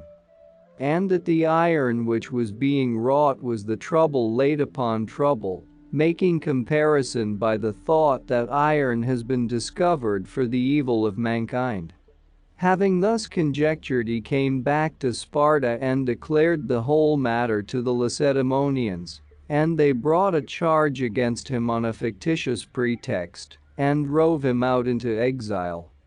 So having come to Tegea, he told the smith of his evil fortune, and endeavored to hire from him the enclosure, but at first he would not allow him to have it. At length, however, liches persuaded him, and he took up his abode there, and he dug up the grave and gathered together the bones and went with them away to Sparta. From that time, whenever they made trial of one another, the Lacedaemonians had much the advantage in the war, and by now they had subdued to themselves the greater part of Peloponnesus besides. Croesus, accordingly, being informed of all these things, was sending messengers to Sparta with gifts in their hands to ask for an alliance, having commanded them what they ought to say. And they, when they came, said, Croesus, king of the Lydians and also of other nations, sent us hither and saith as follows: O Lacedaemonians, whereas the god by an oracle bade me join with myself the Hellene as a friend, therefore, since I am informed that ye are the chiefs of Hellas, I invite you according to the oracle, desiring to be your friend and your ally, apart from all guile and deceit. Thus did Croesus announce to the Lacedaemonians through his messengers, and the Lacedaemonians, who themselves also had heard of the oracle given to Croesus, were pleased at the coming of the Lydians and exchanged oaths of friendship and alliance. For they were bound to Croesus also by some services rendered to them even before this time, since the Lacedaemonians had sent to Sardis and were buying gold there with purpose of using it for the image of Apollo, which is now set up on Mount Thornax in the Lacedaemonian land, and Croesus, when they desired to buy it, gave it them as a gift. For this reason therefore the Lacedaemonians accepted the alliance, and also because he chose them as his friends, preferring them to all the other Hellenes. And not only were they ready themselves when he made his offer, but they caused a mixing bowl to be made of bronze, covered outside with figures round the rim, and of such a size as to hold 300 amphors, 84, and this they conveyed, desiring to give it as a gift in return to Croesus. This bowl never came to Sardis for reasons of which 2 accounts are given as follows. The Lacedaemonians say that when the bowl was on its way to Sardis and came opposite the land of Samos, the men of Samos, having heard of it, sailed out with ships of war and took it away. But the Samians themselves say that the Lacedaemonians who were conveying the bowl, finding that they were too late and hearing that Sardis had been taken and Croesus was a prisoner, sold the bowl in Samos, and certain private persons bought it and dedicated it as a votive offering in the temple of Hera, and probably those who had sold it would say when they returned to Sparta that it had been taken from them by the Samians. Thus then it happened about the mixing bowl. But meanwhile Croesus, mistaking the meaning of the oracle, was making a march into Cappadocia, expecting to overthrow Cyrus and the power of the Persians. And while Croesus was preparing to march against the Persians, one of the Lydians, who even before this time was thought to be a wise man, but in consequence of this opinion, got a very great name for wisdom among the Lydians, had advised Croesus as follows. The name of the man was Sandinus. O king, thou art preparing to march against men who wear breeches of leather, and the rest of their clothing is of leather also, and they eat food not such as they desire, but such as they can obtain, dwelling in a land which is rugged, and moreover, they make no use of wine, but drink water, and no figs have they for dessert, nor any other good thing. On the one hand, if thou shalt overcome them, what wilt thou take away from them, seeing they have nothing? And on the other hand, if thou shalt be overcome, consider how many good things thou wilt lose, for once having tasted our good things, they will cling to them fast, and it will not be possible to drive them away. I for my own part feel gratitude to the gods that they do not put it into the minds of the Persians to march against the Lydians. Thus he spoke, not persuading Croesus. For it is true indeed that the Persians before they subdued the Lydians had no luxury nor any good thing. Now the Cappadocians are called by the Hellenes Syrians, and these Syrians, before the Persians had rule, were subjects of the Medes, but at this time they were subjects of Cyrus. For the boundary between the Median Empire and the Lydian was the river Halys, and this flows from the mountain land of Armenia through the Cilicians, and afterwards, as it flows, it has the Medanians on the right hand and the Phrygians on the other side. Then passing by these and flowing up towards the north wind, it bounds on the one side the Cappadocian Syrians, and on the left hand the Paphlagonians.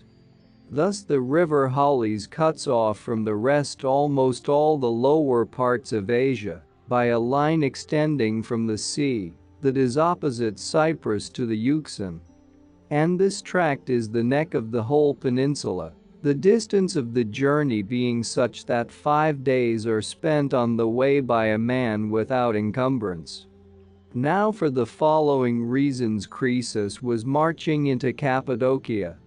First, because he desired to acquire the land in addition to his own possessions, and then especially because he had confidence in the oracle, and wished to take vengeance on Cyrus for Astyages. For Cyrus the son of Cambyses had conquered Astyages and was keeping him in captivity, who was brother by marriage to Croesus and king of the Medes. And he had become the brother by marriage of Croesus in this manner. A heart of the nomad Scythians at feud with the rest, withdrew and sought refuge in the land of the Medes. And at this time the ruler of the Medes was Cyaxares the son of Phraates, the son of Diox, who at first dealt well with these Scythians, being suppliants for his protection, and esteeming them very highly, he delivered boys to them to learn their speech and the art of shooting with the bow. Then time went by, and the Scythians used to go out continually to the chase, and always brought back something, till once it happened that they took nothing, and when they returned with empty hands Cyaxares, being, as he showed on this occasion, not of an eminently good disposition, dealt with them very harshly and used insult towards them. And they, when they had received this treatment from Cyaxares, considering that they had suffered indignity, planned to kill and to cut up one of the boys who were being instructed among them, and having dressed his flesh as they had been wont to dress the wild animals, to bear it to Cyaxares and give it to him, pretending that it was game taken in hunting. And when they had given it Their design was to make their way as quickly as possible to Alyattes the son of Sadeutes at Sardis. This then was done, and Cyaxares with the guests who ate at his table tasted of that meat, and the Scythians having so done became suppliants for the protection of Alyattes. After this, seeing that Alyattes would not give up the Scythians when Cyaxares demanded them, there had arisen war between the Lydians and the Medes lasting 5 years, in which years the Medes often discomfited the Lydians, and the Lydians often discomfited the Medes, and among others they fought also a battle by night. And as they still carried on the war with equally balanced fortune. In the 6th year a battle took place in which it happened, when the fight had begun, that suddenly the day became night. And this change of the day Thales the Milesian had foretold to the Ionians, laying down as a limit this very year, in which the change took place. The Lydians, however, and the Medes, when they saw that it had become night instead of day, ceased from their fighting, and were much more eager both of them that peace should be made between them. And they who brought about the peace between them were Cynesis the Cilician and Labynetos the Babylonian. These were they who urged also the taking of the oath by them, and they brought about an interchange of marriages, for they decided that Alyattes should give his daughter Arianis to Astyages the son of Cyaxares, seeing that without the compulsion of a strong tie, agreements are apt not to hold strongly together. Now these nations observe the same ceremonies in taking oaths as the Hellenes, and in addition to them they make incision into the skin of their arms, and then lick up the blood each of the other. This Astyages then, being his mother's father, Cyrus had conquered and made prisoner for a reason which I shall declare in the history which comes after.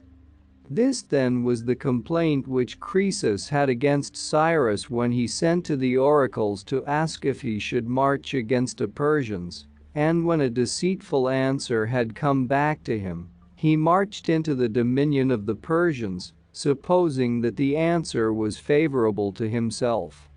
And when Croesus came to the river Halys, then, according to my account, he passed his army across by the bridges which there were, but, according to the account which prevails among the Hellenes, Thales the Milesian enabled him to pass his army across.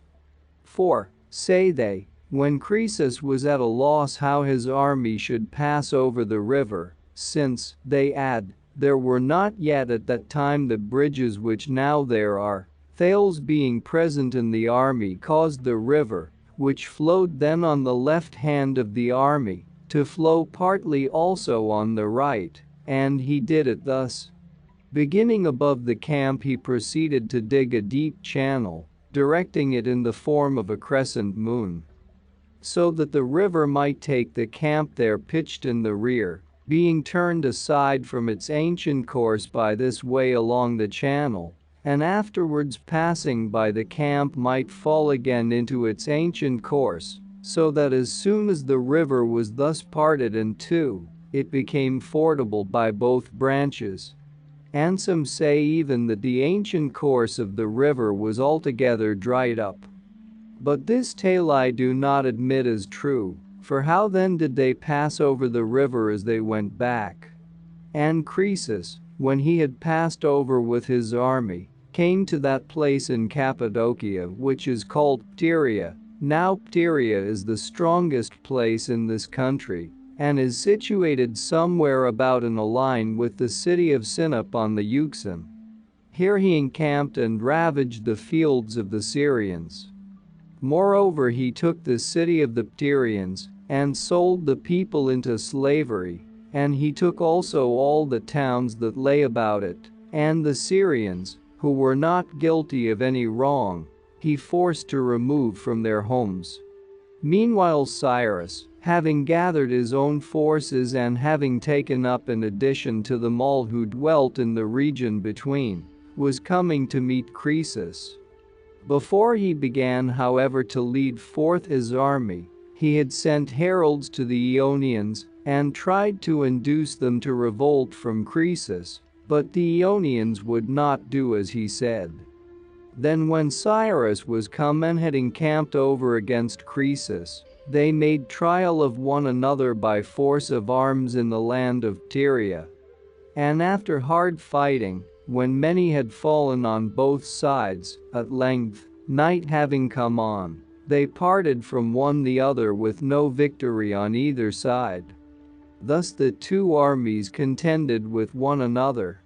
And Croesus being ill satisfied with his own army in respect of number, for the army which he had when he fought was far smaller than that of Cyrus, being dissatisfied with it I say on this account, as Cyrus did not attempt to advance against him on the following day, marched back to Sardis,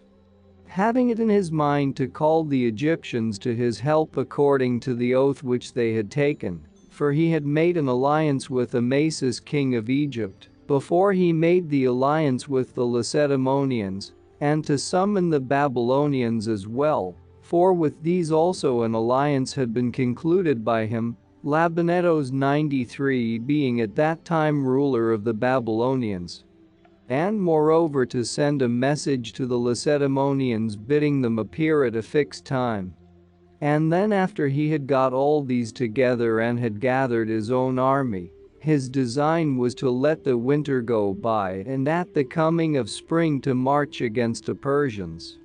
So with these thoughts in his mind, as soon as he came to Sardis, he proceeded to send heralds to his several allies, to give them notice that by the 5th month from that time, they should assemble at Sardis.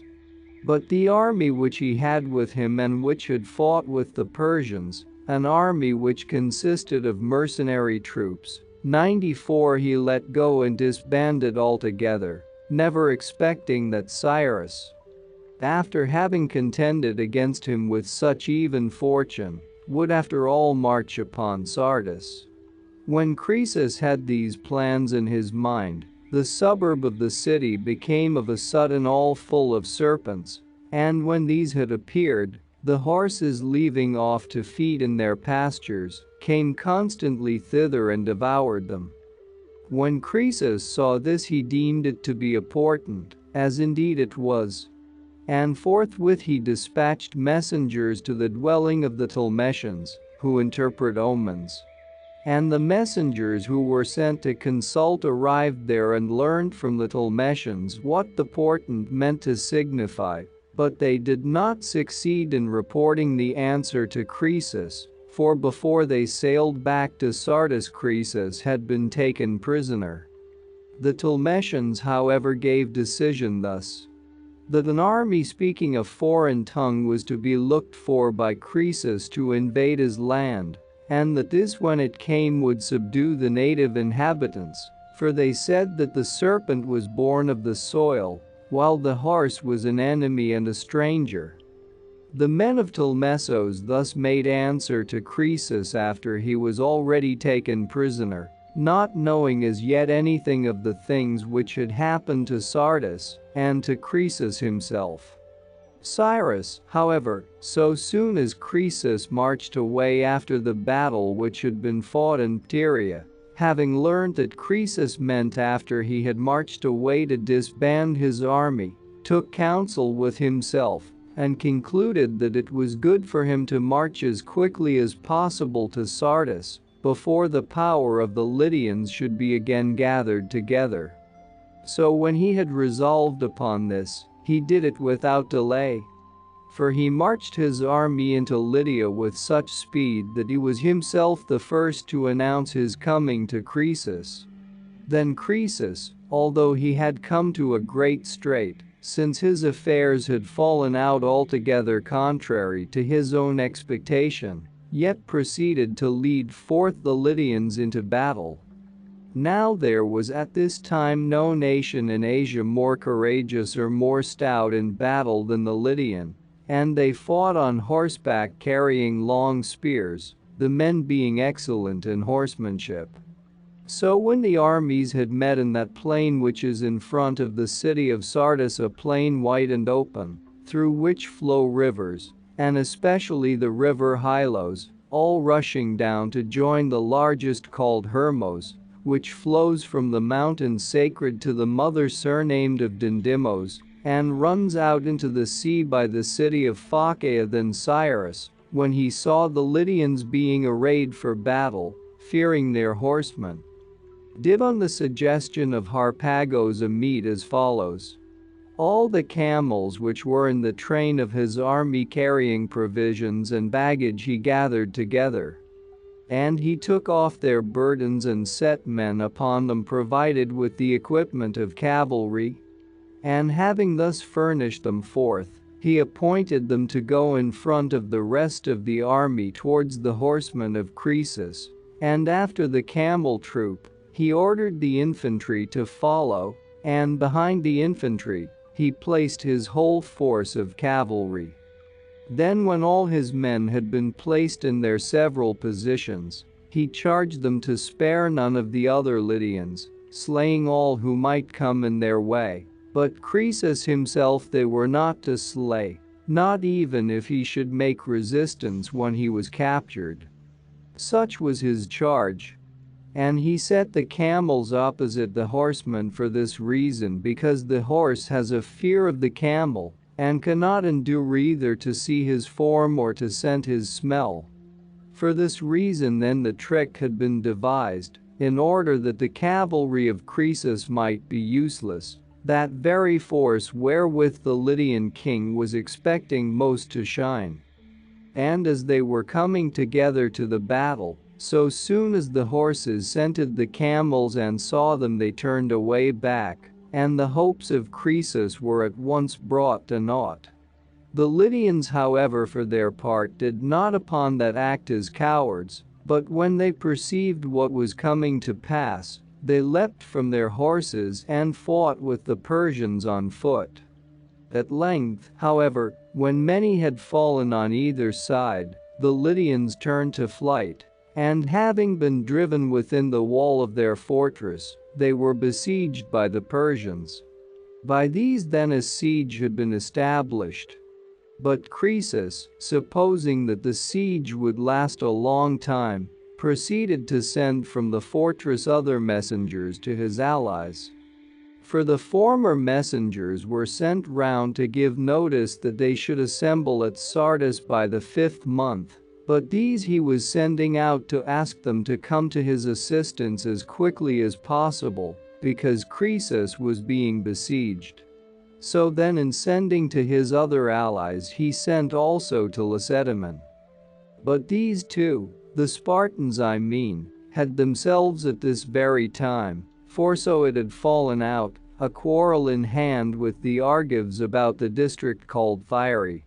For this Thyre, being part of the Argive possessions, the Lacedaemonians had cut off and taken for themselves.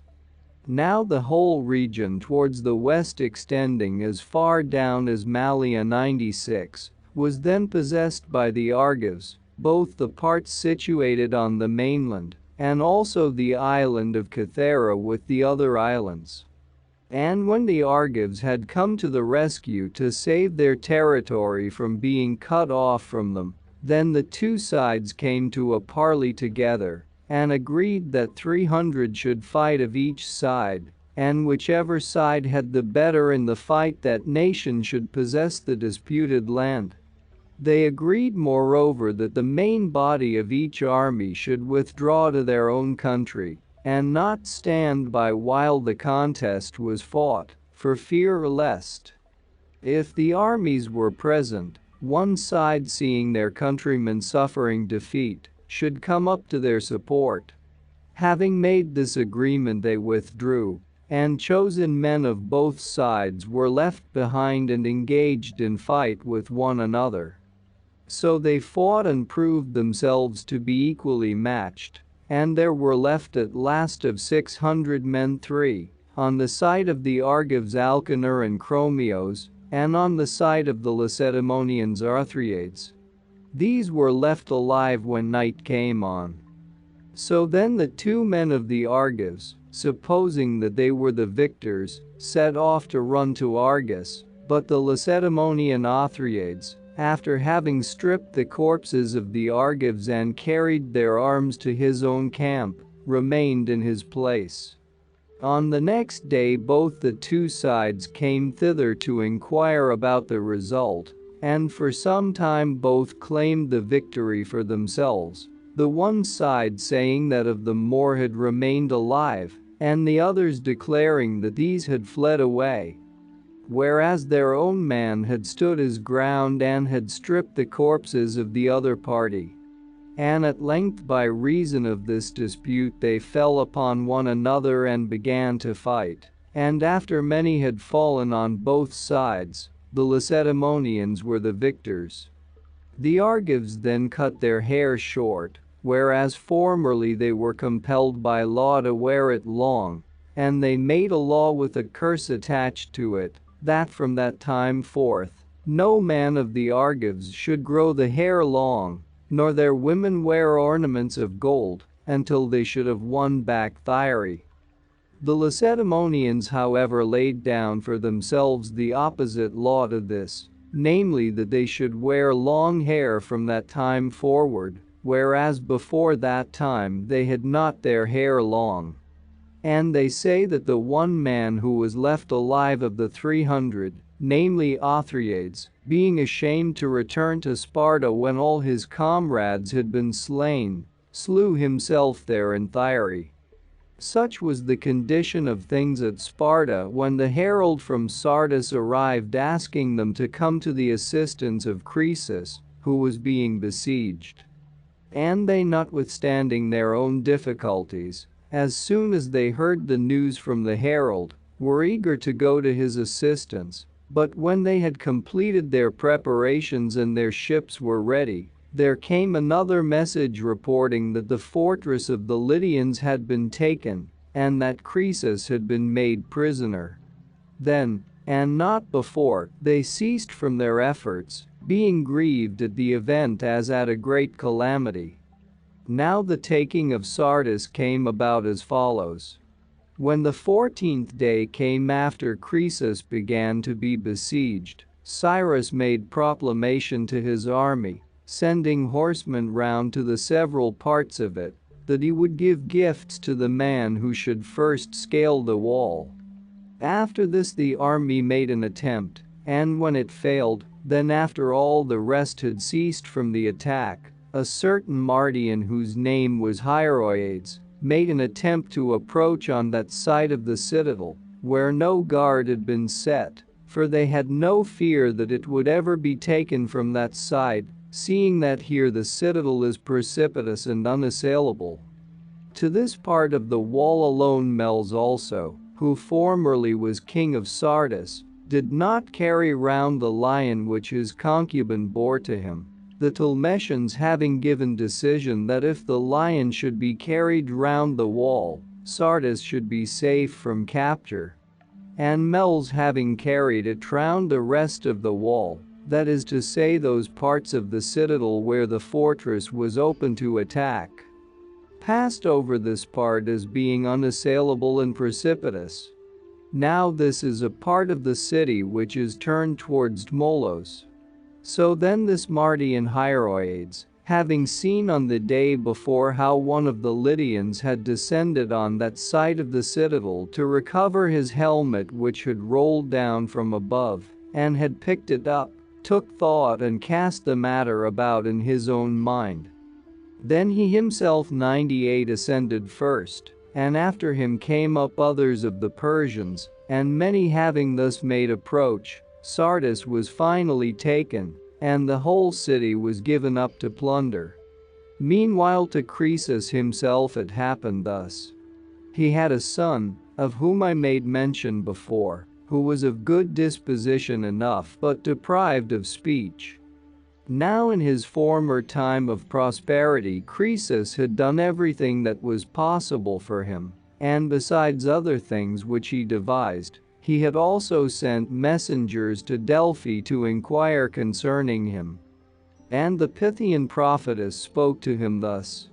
Lydian, master of many, much blind to destiny, Croesus, do not desire to hear in thy halls that voice which is prayed for, voice of thy son. Much better if this from thee were removed, since he shall first utter speech in an evil day of misfortune.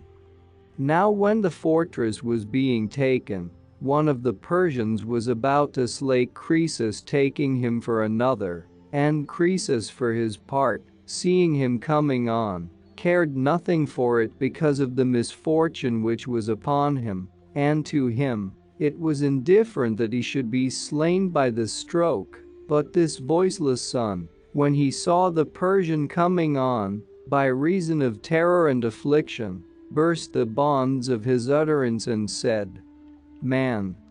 slay not Croesus.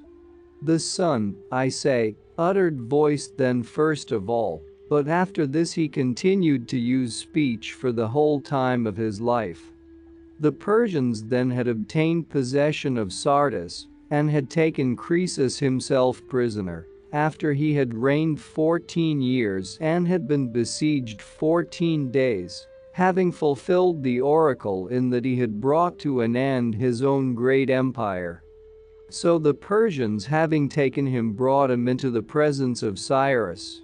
And he piled up a great pyre and caused Croesus to go up upon it bound in fetters, and along with him twice 7 sons of Lydians, whether it was that he meant to dedicate this offering as first fruits of his victory to some god, or whether he desired to fulfill a vow,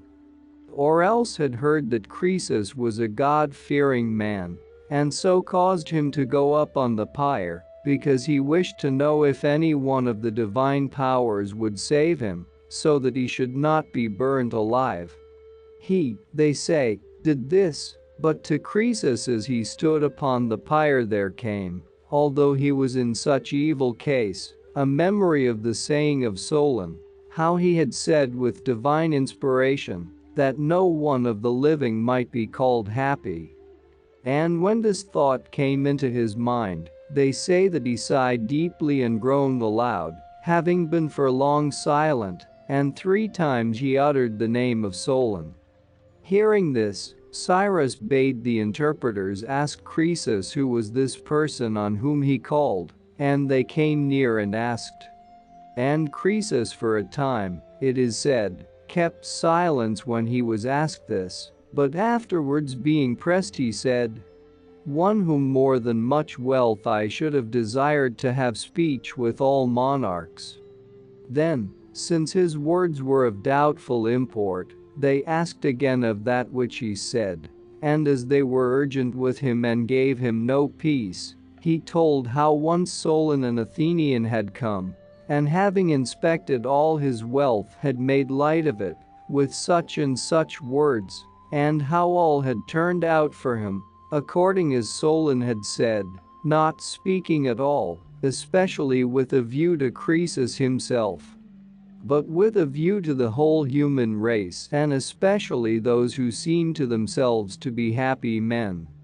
And while Croesus related these things, already the pyre was lighted, and the edges of it round about were burning. Then they say that Cyrus, hearing from the interpreters what Croesus had said, changed his purpose and considered that he himself also was but a man, and that he was delivering another man, who had been not inferior to himself in felicity, alive to the fire, and moreover he feared the requital, and reflected that there was nothing of that which men possessed which was secure. Therefore, they say, he ordered them to extinguish as quickly as possible the fire that was burning, and to bring down Croesus and those who were with him from the pyre, and the using endeavors were not able now to get the mastery of the flames. Then it is related by the Lydians that Croesus, having learned how Cyrus had changed his mind, and seeing that every one was trying to put out the fire, but that they were no longer able to check it, cried aloud entreating Apollo that if any gift had ever been given by him, which had been acceptable to the god, he would come to his aid and rescue him from the evil which was now upon him. So he with tears entreated the god, and suddenly, they say, after clear sky and calm weather, clouds gathered and a storm burst, and it rained with a very violent shower, and the pyre was extinguished. Then Cyrus, having perceived that Croesus was a lover of the gods and a good man, caused him to be brought down from the pyre, and asked him as follows: Croesus, tell me who of all men was it who persuaded thee to march upon my land, and so to become an enemy to me instead of a friend? And he said, O king, I did this to thy felicity and to my own misfortune, and the causer of this was the god of the Hellenes, who incited me to march with my army. For no one is so senseless as to choose of his own will war rather peace, since in peace the sons bury their fathers, but in war the fathers bury their sons. But it was pleasing, I suppose, to the divine powers that these things should come to pass thus. So he spoke, and Cyrus loosed his bonds and caused him to sit near himself and paid to him much regard. And he marveled both himself and all who were about him at the sight of Croesus. And Croesus, wrapped in thought, was silent, but after a time, turning round and seeing the Persians plundering the city of the Lydians, he said, O king, must I say to thee that which I chance to have in my thought? Or must I keep silent in this my present fortune? Then Cyrus bade him say boldly whatsoever he desired, and he asked him, saying, What is the business that this great multitude of men is doing with so much eagerness? And he said, They are plundering thy city and carrying away thy wealth. And Croesus answered, Neither is it my city that they are plundering, nor my wealth which they are carrying away, for I have no longer any property in these things. But it is thy wealth that they are carrying and driving away. And Cyrus was concerned by that which Croesus had said, and he caused all the rest to withdraw, and asked Croesus what he discerned for his advantage as regards that which was being done, and he said, Since the gods gave me to thee as a slave, I think it right if I discern anything more than others to signify it to thee. The Persians, who are by nature unruly, are without wealth. If therefore thou shalt suffer them to carry off and plunder great wealth, and to take possession of it, then it is to be looked for that thou wilt experience this result. Thou must expect, namely, that whosoever gets possession of the largest share will make insurrection against thee. Now therefore, if that which I say is pleasing to thee, do this. Set spearmen of thy guard to watch at all the gates, and let these take away the things, and say to the men who were bearing them out of the city, that they must first be tithed for Zeus. And thus thou on the one hand wilt not be hated by them for taking away the things by force, and they on the other will willingly let the things go, acknowledging within themselves that thou art doing that which is just. Hearing this, Cyrus was above measure pleased, because he thought that Croesus advised well, and he commended him much and enjoined the spearmen of his guard to perform that which Croesus had advised. And after that he spoke to Croesus thus: Croesus, since thou art prepared, like a king as thou art, to do good deeds and speak good words, therefore ask me for a gift, whatsoever thou desirest to be given thee forthwith. And he said, Master, thou wilt most do me a pleasure if thou wilt permit me to send to the god of the Hellenes, whom I honored most of all gods, these fetters, and to ask him whether it is accounted by him right to deceive those who do well to him. Then Cyrus asked him what accusation he made against the god, that he thus requested, and Croesus repeated to him all that had been in his mind, and the answers of the oracles, and especially the votive offerings, and how he had been incited by the prophecy to march upon the Persians. And thus speaking, he came back again to the request that it might be permitted to him to make this reproach against the god. And Cyrus laughed and said, "Not this only shalt thou obtain from me, Croesus, but also whatsoever thou mayst desire of me at any time." Hearing this, Croesus sent certain of the Lydians to Delphi, enjoining them to lay the fetters upon the threshold of the temple, and to ask the god whether he felt no shame that he had incited Croesus by his prophecies to march upon the Persians, persuading him that he should bring to an end the empire of Cyrus, seeing that these were the first fruits of spoil which he had won from it, at the same time displaying the fetters. This they were to ask, and moreover also whether it was thought right by the gods of the Hellenes to practice ingratitude. When the Lydians came and repeated that which they were enjoined to say, it is related that the Pythian prophetess spoke as follows: "The fated destiny it is impossible even for a god to escape." And Croesus paid the debt due for the sin of his fifth ancestor, who being one of the spearmen of the Heraclidae, followed the treacherous device of a woman, and having slain his master, took possession of his royal dignity, which belonged not to him of right. And although Loxias eagerly desired that the calamity of Sardis might come upon the sons of Croesus and not upon Croesus himself, it was not possible for him to draw the destinies aside from their course, but so much as these granted he brought to pass, and gave it as a gift to Croesus. For he put off the taking of Sardis by 3 years, and let Croesus be assured that he was taken prisoner later by these years than the fated time. Moreover, secondly, he assisted him when he was about to be burned. And as to the oracle which was given, Croesus finds fault with good ground. For Loxias told him beforehand that if he should march upon the Persians he should destroy a great empire.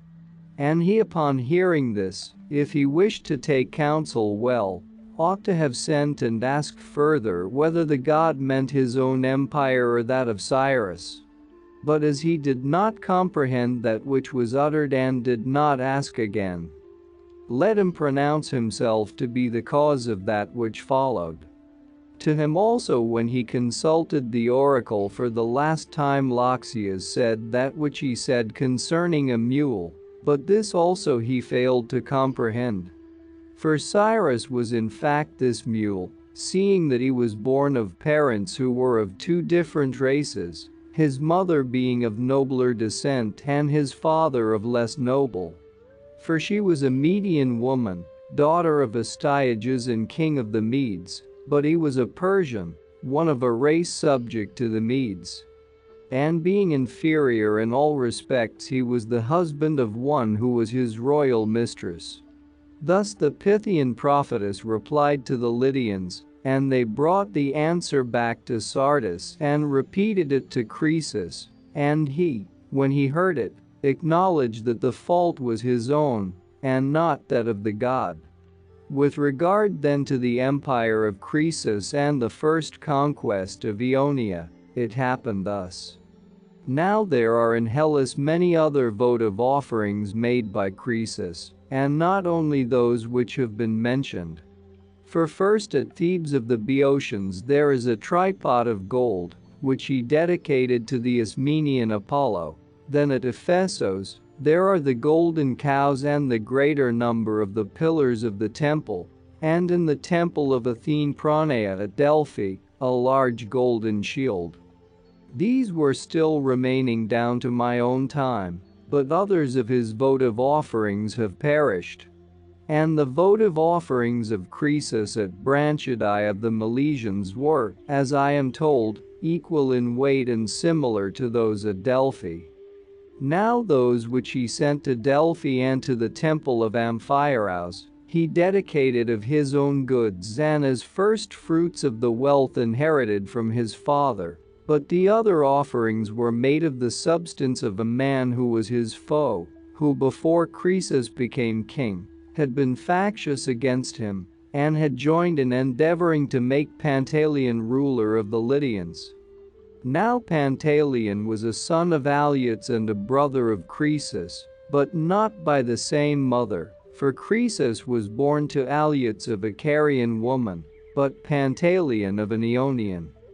And when Croesus had gained possession of the kingdom by the gift of his father, he put to death the man who opposed him, drawing him upon the carding comb, and his property, which even before that time he had vowed to dedicate, he then offered in the manner mentioned to those shrines which have been named. About his votive offerings let it suffice to have said so much. Of marvels to be recorded, the land of Lydia has no great store as compared with other lands, excepting the gold dust which is carried down from Tmolos, but one work it has to show which is larger far than any other, except only those in Egypt and Babylon. For there is there the sepulchral monument of Alyattes the father of Croesus, of which the base is made of larger stones, and the rest of the monument is of earth piled up. And this was built by contributions of those who practiced trade, and of the artisans and the girls who plied their traffic there, and still there existed to my own time boundary stones 5 in number erected upon the monument above, on which were carved inscriptions telling how much of the work was done by each class, and upon measurement, it was found that the work of the girls was the greatest in amount. For the daughters of the common people in Lydia practice prostitution one and all, to gather for themselves dowries, continuing this until the time when they marry, and the girls give themselves away in marriage. Now the circuit of the monument is 6 furlongs and 200 feet, and the breadth is 1,300 feet. And adjoining the monument is a great lake, which the Lydians say has a never-failing supply of water, and it is called the Lake of Gyges. Such is the nature of this monument.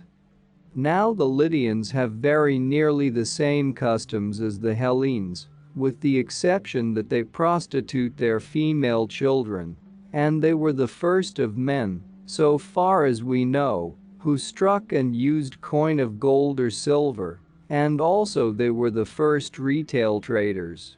And the Lydians themselves say that the games which are now in use among them and among the Hellenes were also their invention.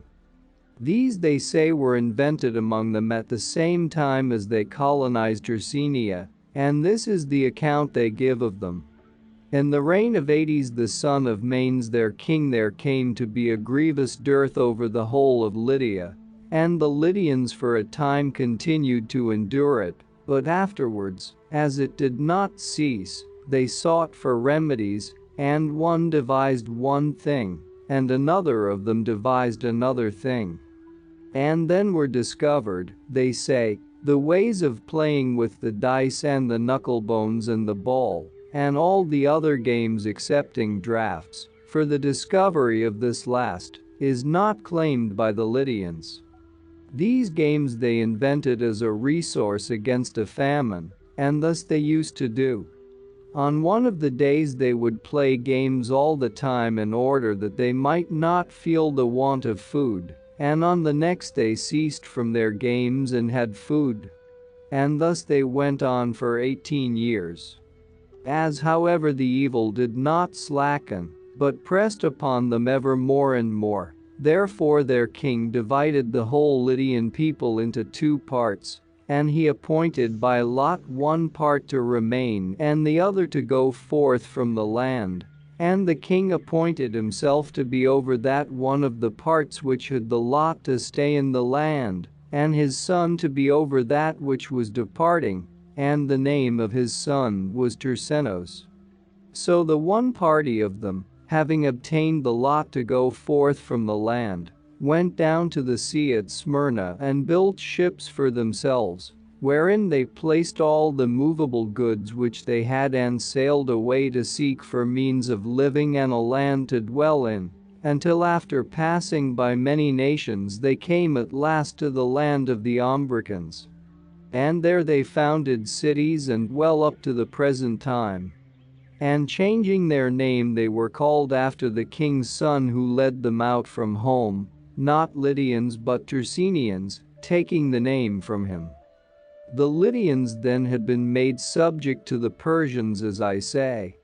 And after this our history proceeds to inquire about Cyrus, who he was that destroyed the empire of Croesus, and about the Persians, in what manner they obtained the lead of Asia. Following then the report of some of the Persians, those I mean who do not desire to glorify the history of Cyrus, but to speak that which is in fact true according to their report, I say, I shall write, but I could set forth also the other forms of the story in three several ways. The Assyrians ruled Upper Asia for 520 years, and from them the Medes were the first who made revolt. These, having fought for their freedom with the Assyrians, proved themselves good men, and thus they pushed off the yoke of slavery from themselves and were set free. And after them the other nations also did the same as the Medes. And when all on the continent were thus independent, they returned again to despotic rule as follows. There appeared among the Medes a man of great ability whose name was Diox. And this man was the son of Phraates. This Diox, having formed a desire for despotic power, did thus. Whereas the Medes dwelt in separate villages, he, being even before that time of great repute in his own village, set himself to practice just dealing much more and with greater zeal than before. And this he did, although there was much lawlessness throughout the whole of Media, and although he knew that injustice is ever at feud with justice. And the Medes of the same village, seeing his manners, chose him for their judge. So he, since he was aiming at power, was upright and just, and doing thus he had no little praise from his fellow citizens, insomuch that those of the other villages, learning that Diox was a man who more than all others gave decision rightly, whereas before this they had been wont to suffer from unjust judgments, themselves also when they heard it came gladly to Diox to have their causes determined. And at last they trusted the business to no one else. Then, as more and more continually kept coming to him, because men learned that his decisions proved to be according to the truth, Diox, perceiving that everything was referred to himself, would no longer sit in the place where he used formerly to sit in public to determine causes, and said that he would determine causes no more. For it was not profitable for him to neglect his own affairs, and to determine causes for his neighbors all through the day. So then, since robbery and lawlessness prevailed even much more in the villages than they did before, the Medes, having assembled together in one place, considered with one another, and spoke about the state in which they were. And I suppose the friends of Diox spoke much to this effect. Seeing that we are not able to dwell in the land under the present order of things, let us set up a king from among ourselves. And thus the land will be well governed, and we ourselves shall turn to labor, and shall not be ruined by lawlessness. By some such words as these they persuaded themselves to have a king. And when they straightway proposed the question whom they should set up to be king, Diox was much put forward and commended by every one, until at last they agreed that he should be their king. And he bade them build for him a palace worthy of the royal dignity, and strengthen him with a guard of spearmen. And the Medes did so. For they built him a large and strong palace in that part of the land which he told them, and they allowed him to select spearmen from all the Medes. And when he had obtained the rule over them, he compelled the Medes to make one fortified city and pay chief attention to this, having less regard to the other cities. And as the Medes obeyed him in this also, he built large and strong walls, those which are now called Agbatana, standing in circles one within the other. And this wall is so contrived that one circle is higher than the next by the height of the battlements alone. And to some extent, I suppose, the nature of the ground, seeing that it is on a hill, assists towards this end, but much more was it produced by art, since the circles are in all 7 in number. And within the last circle are the royal palace and the treasure houses. The largest of these walls is in size about equal to the circuit of the wall round Athens, and of the first circle the battlements are white, of the second black, of the third crimson, of the fourth blue, of the fifth red. Thus are the battlements of all the circles colored with various tints, and the 2 last have their battlements, one of them overlaid with silver and the other with gold.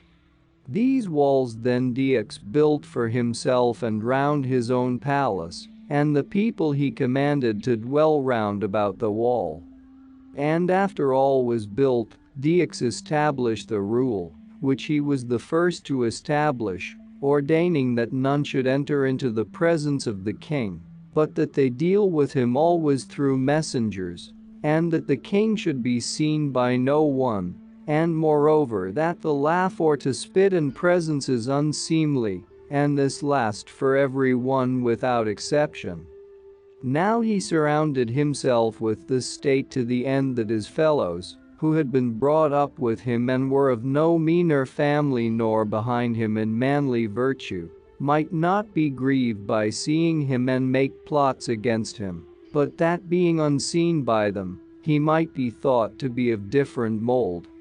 Having set these things in order and strengthened himself and his despotism, he was severe in preserving justice, and the people used to write down their causes and send them into his presence, and he determined the questions which were brought into him and sent them out again. Thus he used to do about the judgment of causes, and he also took order for this, that is to say, if he heard that any one was behaving in an unruly manner, he sent for him and punished him according as each act of wrong deserved, and he had watchers and listeners about all the land over which he ruled.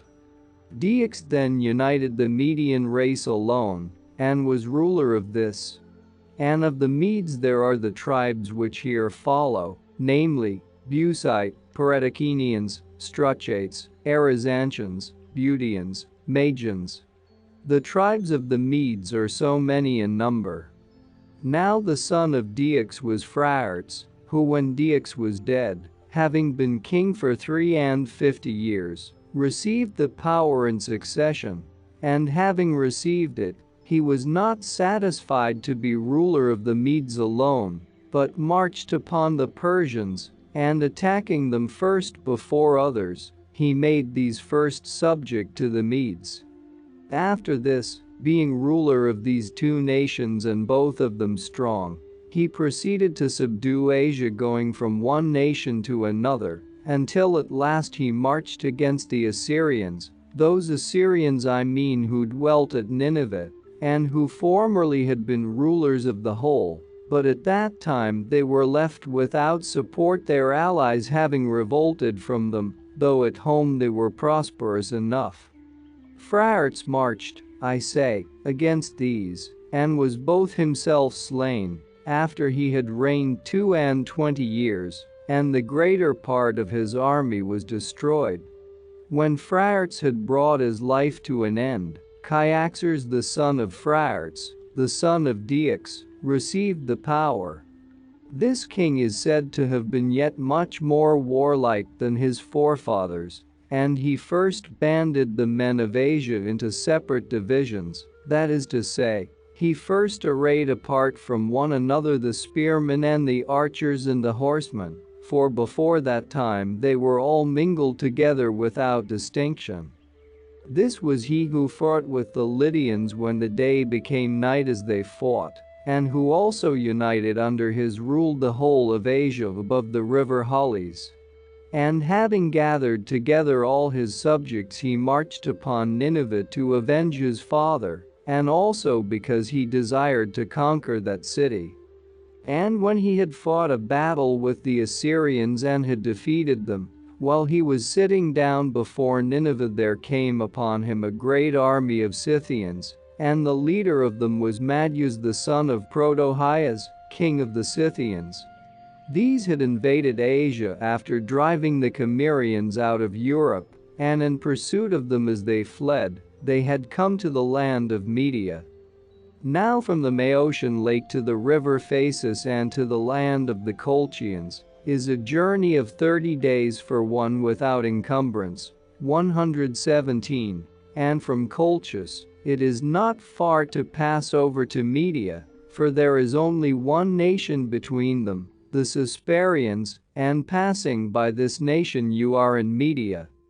However, the Scythians did not make their invasion by this way, but turned aside from it to go by the upper road, which is much longer, keeping Mount Caucasus on their right hand. Then the Medes fought with the Scythians, and having been worsted in the battle they lost their power, and the Scythians obtained rule over all Asia. Thence they went on to invade Egypt, and when they were in Syria, which is called Palestine, Psammetichos king of Egypt met them, and by gifts and entreaties, he turned them from their purpose, so that they should not advance any further. And as they retreated, when they came to the city of Ascalon in Syria, most of the Scythians passed through without doing any damage. But a few of them who had stayed behind plundered the temple of Aphrodite Urania. Now this temple, as I find by inquiry, is the most ancient of all the temples which belong to this goddess, for the temple in Cyprus was founded from this, as the people of Cyprus themselves report, and it was the Phoenicians who founded the temple in Kythera, coming from this land of Syria.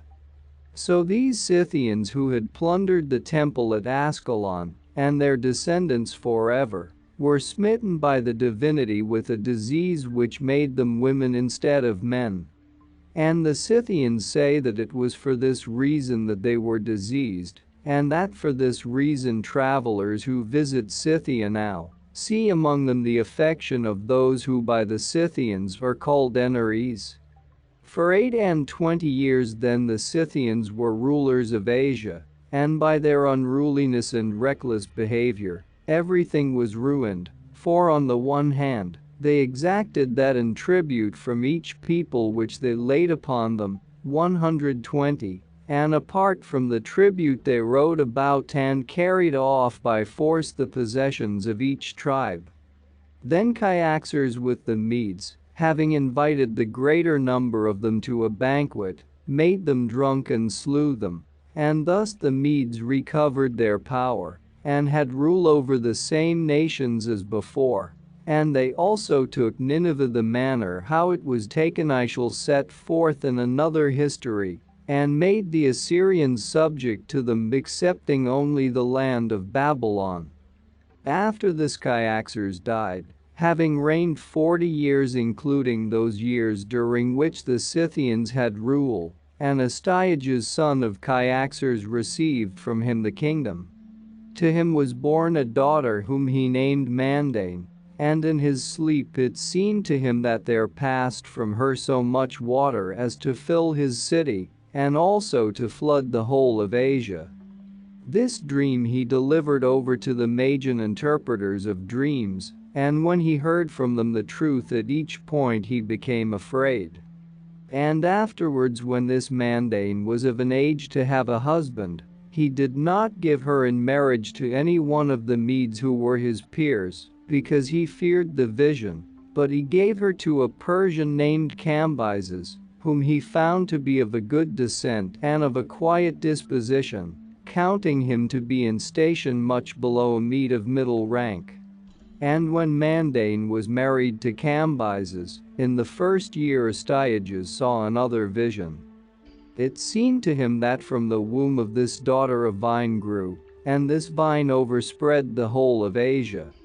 Having seen this vision and delivered it to the interpreters of dreams, he sent for his daughter, being then with child, to come from the land of the Persians. And when she had come he kept watch over her, desiring to destroy that which should be born of her, for the Magian interpreters of dreams signified to him that the offspring of his daughter should be king in his room. Astyages then desiring to guard against this, when Cyrus was born, called Harpagos, a man who was of kin near him and whom he trusted above all the other Medes, and had made him manager of all his affairs, and to him he said as follows: "Neglect not by any means, Harpagos, the matter which I shall lay upon thee to do, and beware lest thou set me aside." 123 And choosing the advantage of others instead, bring thyself afterwards to destruction. Take the child which Mandane bore, and carry it to thy house and slay it, and afterwards bury it in whatsoever manner thou thyself desirest. To this he made answer: O king, never yet in any past time didst thou discern in me an offense against thee, and I keep watch over myself also with a view to the time that comes after, that I may not commit any error towards thee. If it is indeed thy pleasure that this should so be done, my service at least must be fitly rendered. Thus he made answer, and when the child had been delivered to him adorned as for death, Harpagos went weeping to his wife all the words which had been spoken by Astyages. And she said to him, "Now, therefore, what is it in thy mind to do?" And he made answer, "Not according as Astyages enjoined. For not even if he shall come to be yet more out of his senses and more mad than he now is, will I agree to his will or serve him in such a murder as this.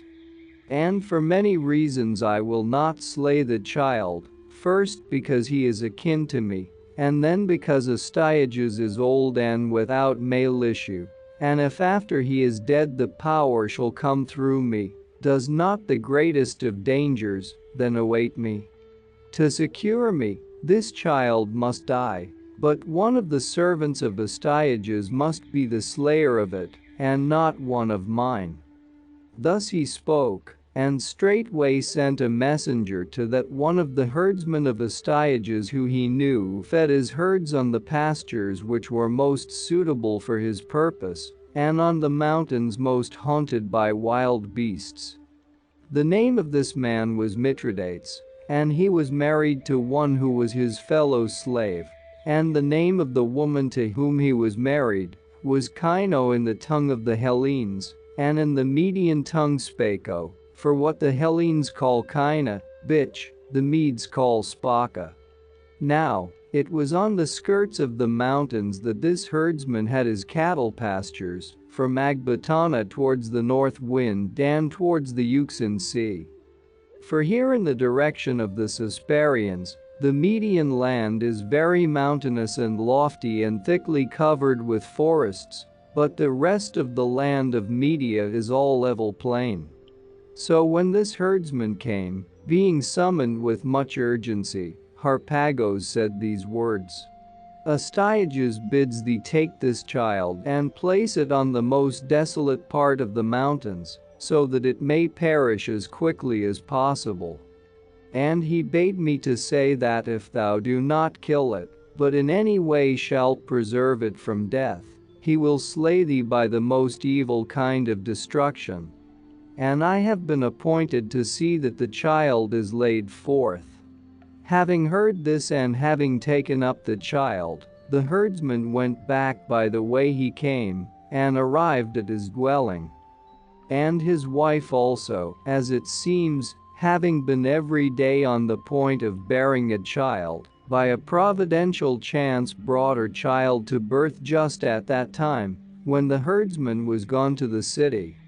And both were in anxiety, each for the other, the man having fear about the childbearing of his wife, and the woman about the cause why Harpagos had sent to summon her husband, not having been wont to do so aforetime.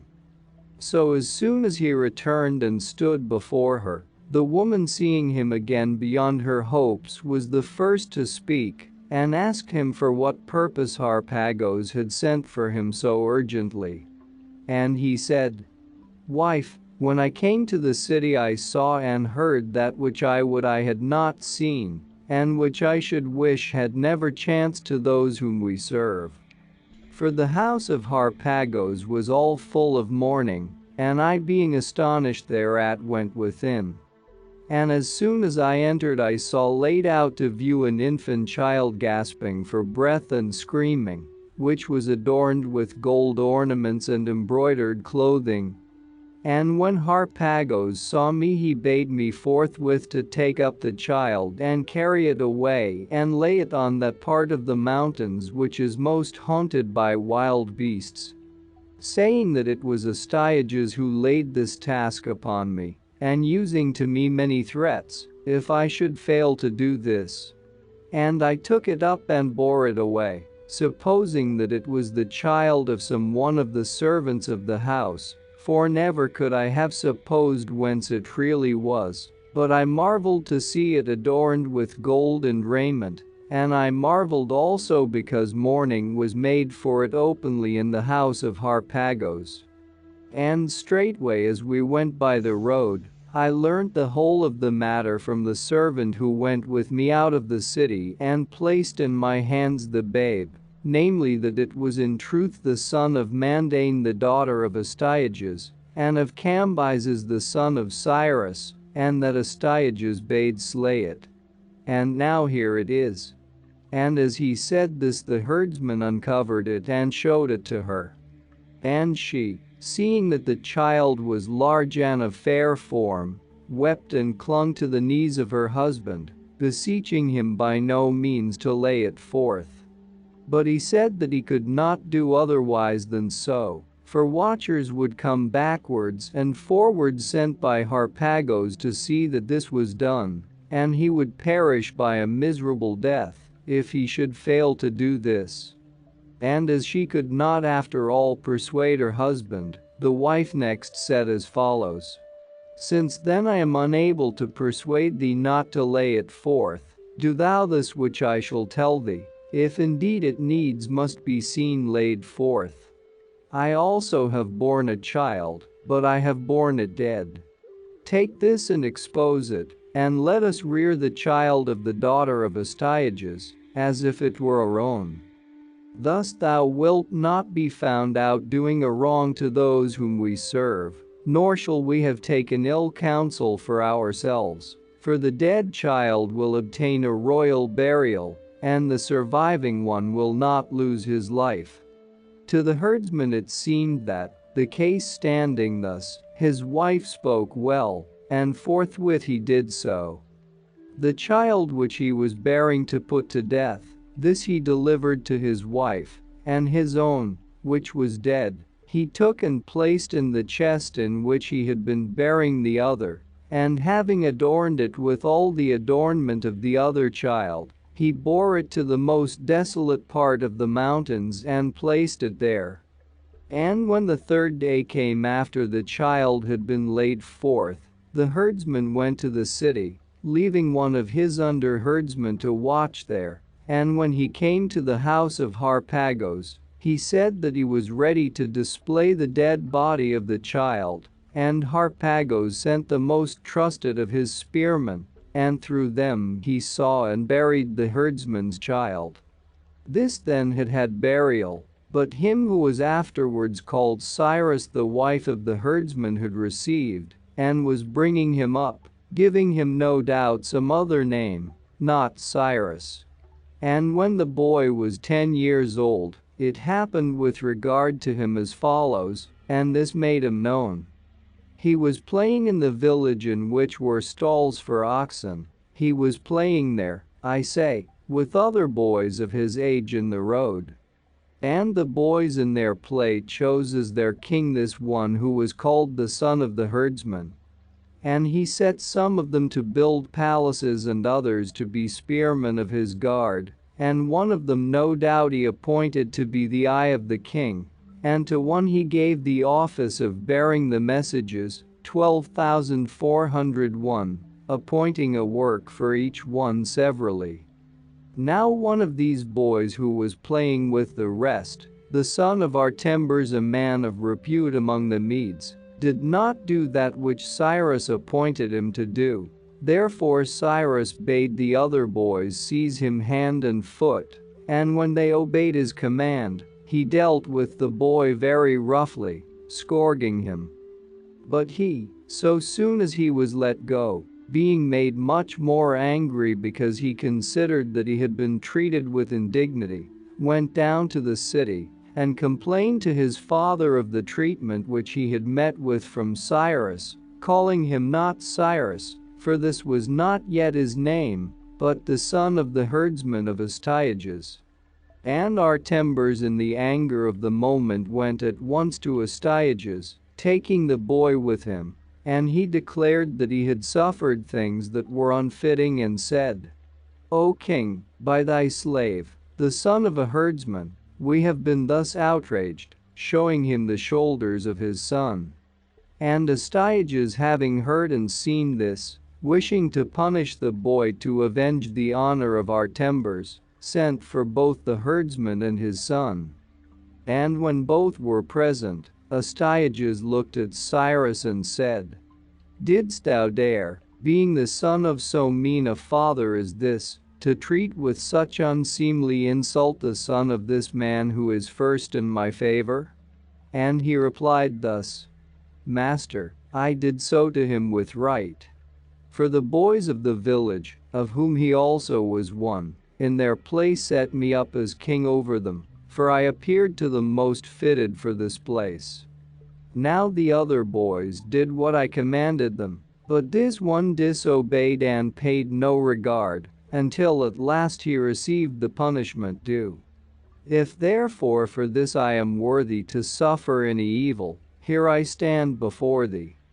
While the boy thus spoke, there came upon Astyages a sense of recognition of him, and the lineaments of his face seemed to him to resemble his own, and his answer appeared to be somewhat over free for his station, while the time of the laying forth seemed to agree with the age of the boy.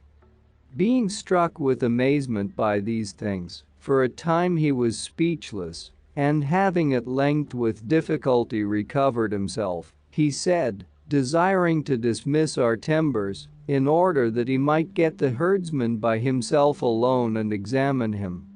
"Artembers, I will so order these things that thou and thy son shall have no cause to find fault." And so he dismissed Artembers, and the servants upon the command of Astyages led Cyrus within. And when the herdsman was left alone with the king, Astyages, being alone with him, asked whence he had received the boy, and who it was who had delivered the boy to him. And the herdsman said that he was his own son, and that the mother was living with him still as his wife. But Astyages said that he was not well advised in desiring to be brought to extreme necessity, and as he said this, he made a sign to the spearmen of his guard to seize him. So he, as he was being led away to the torture, then declared the story as it really was, and beginning from the beginning he went through the whole, telling the truth about it, and finally ended with entreaties, asking that he would grant him pardon. And that's not all. Our experts and regular viewers respond to all comments. Also check if you forgot to subscribe and set your bell to receive notifications about new audiobooks and other useful self-development materials that we release regularly. Join in the discussions, don't forget to give likes and, if possible and inspired, support the development of the channel financially. All useful links will be in the description and the first attached comment. Goodness, love and wisdom to all. And now move on to watch the next part of the video at the links below, or choose something from the playlists of the channel. And those you see on the screen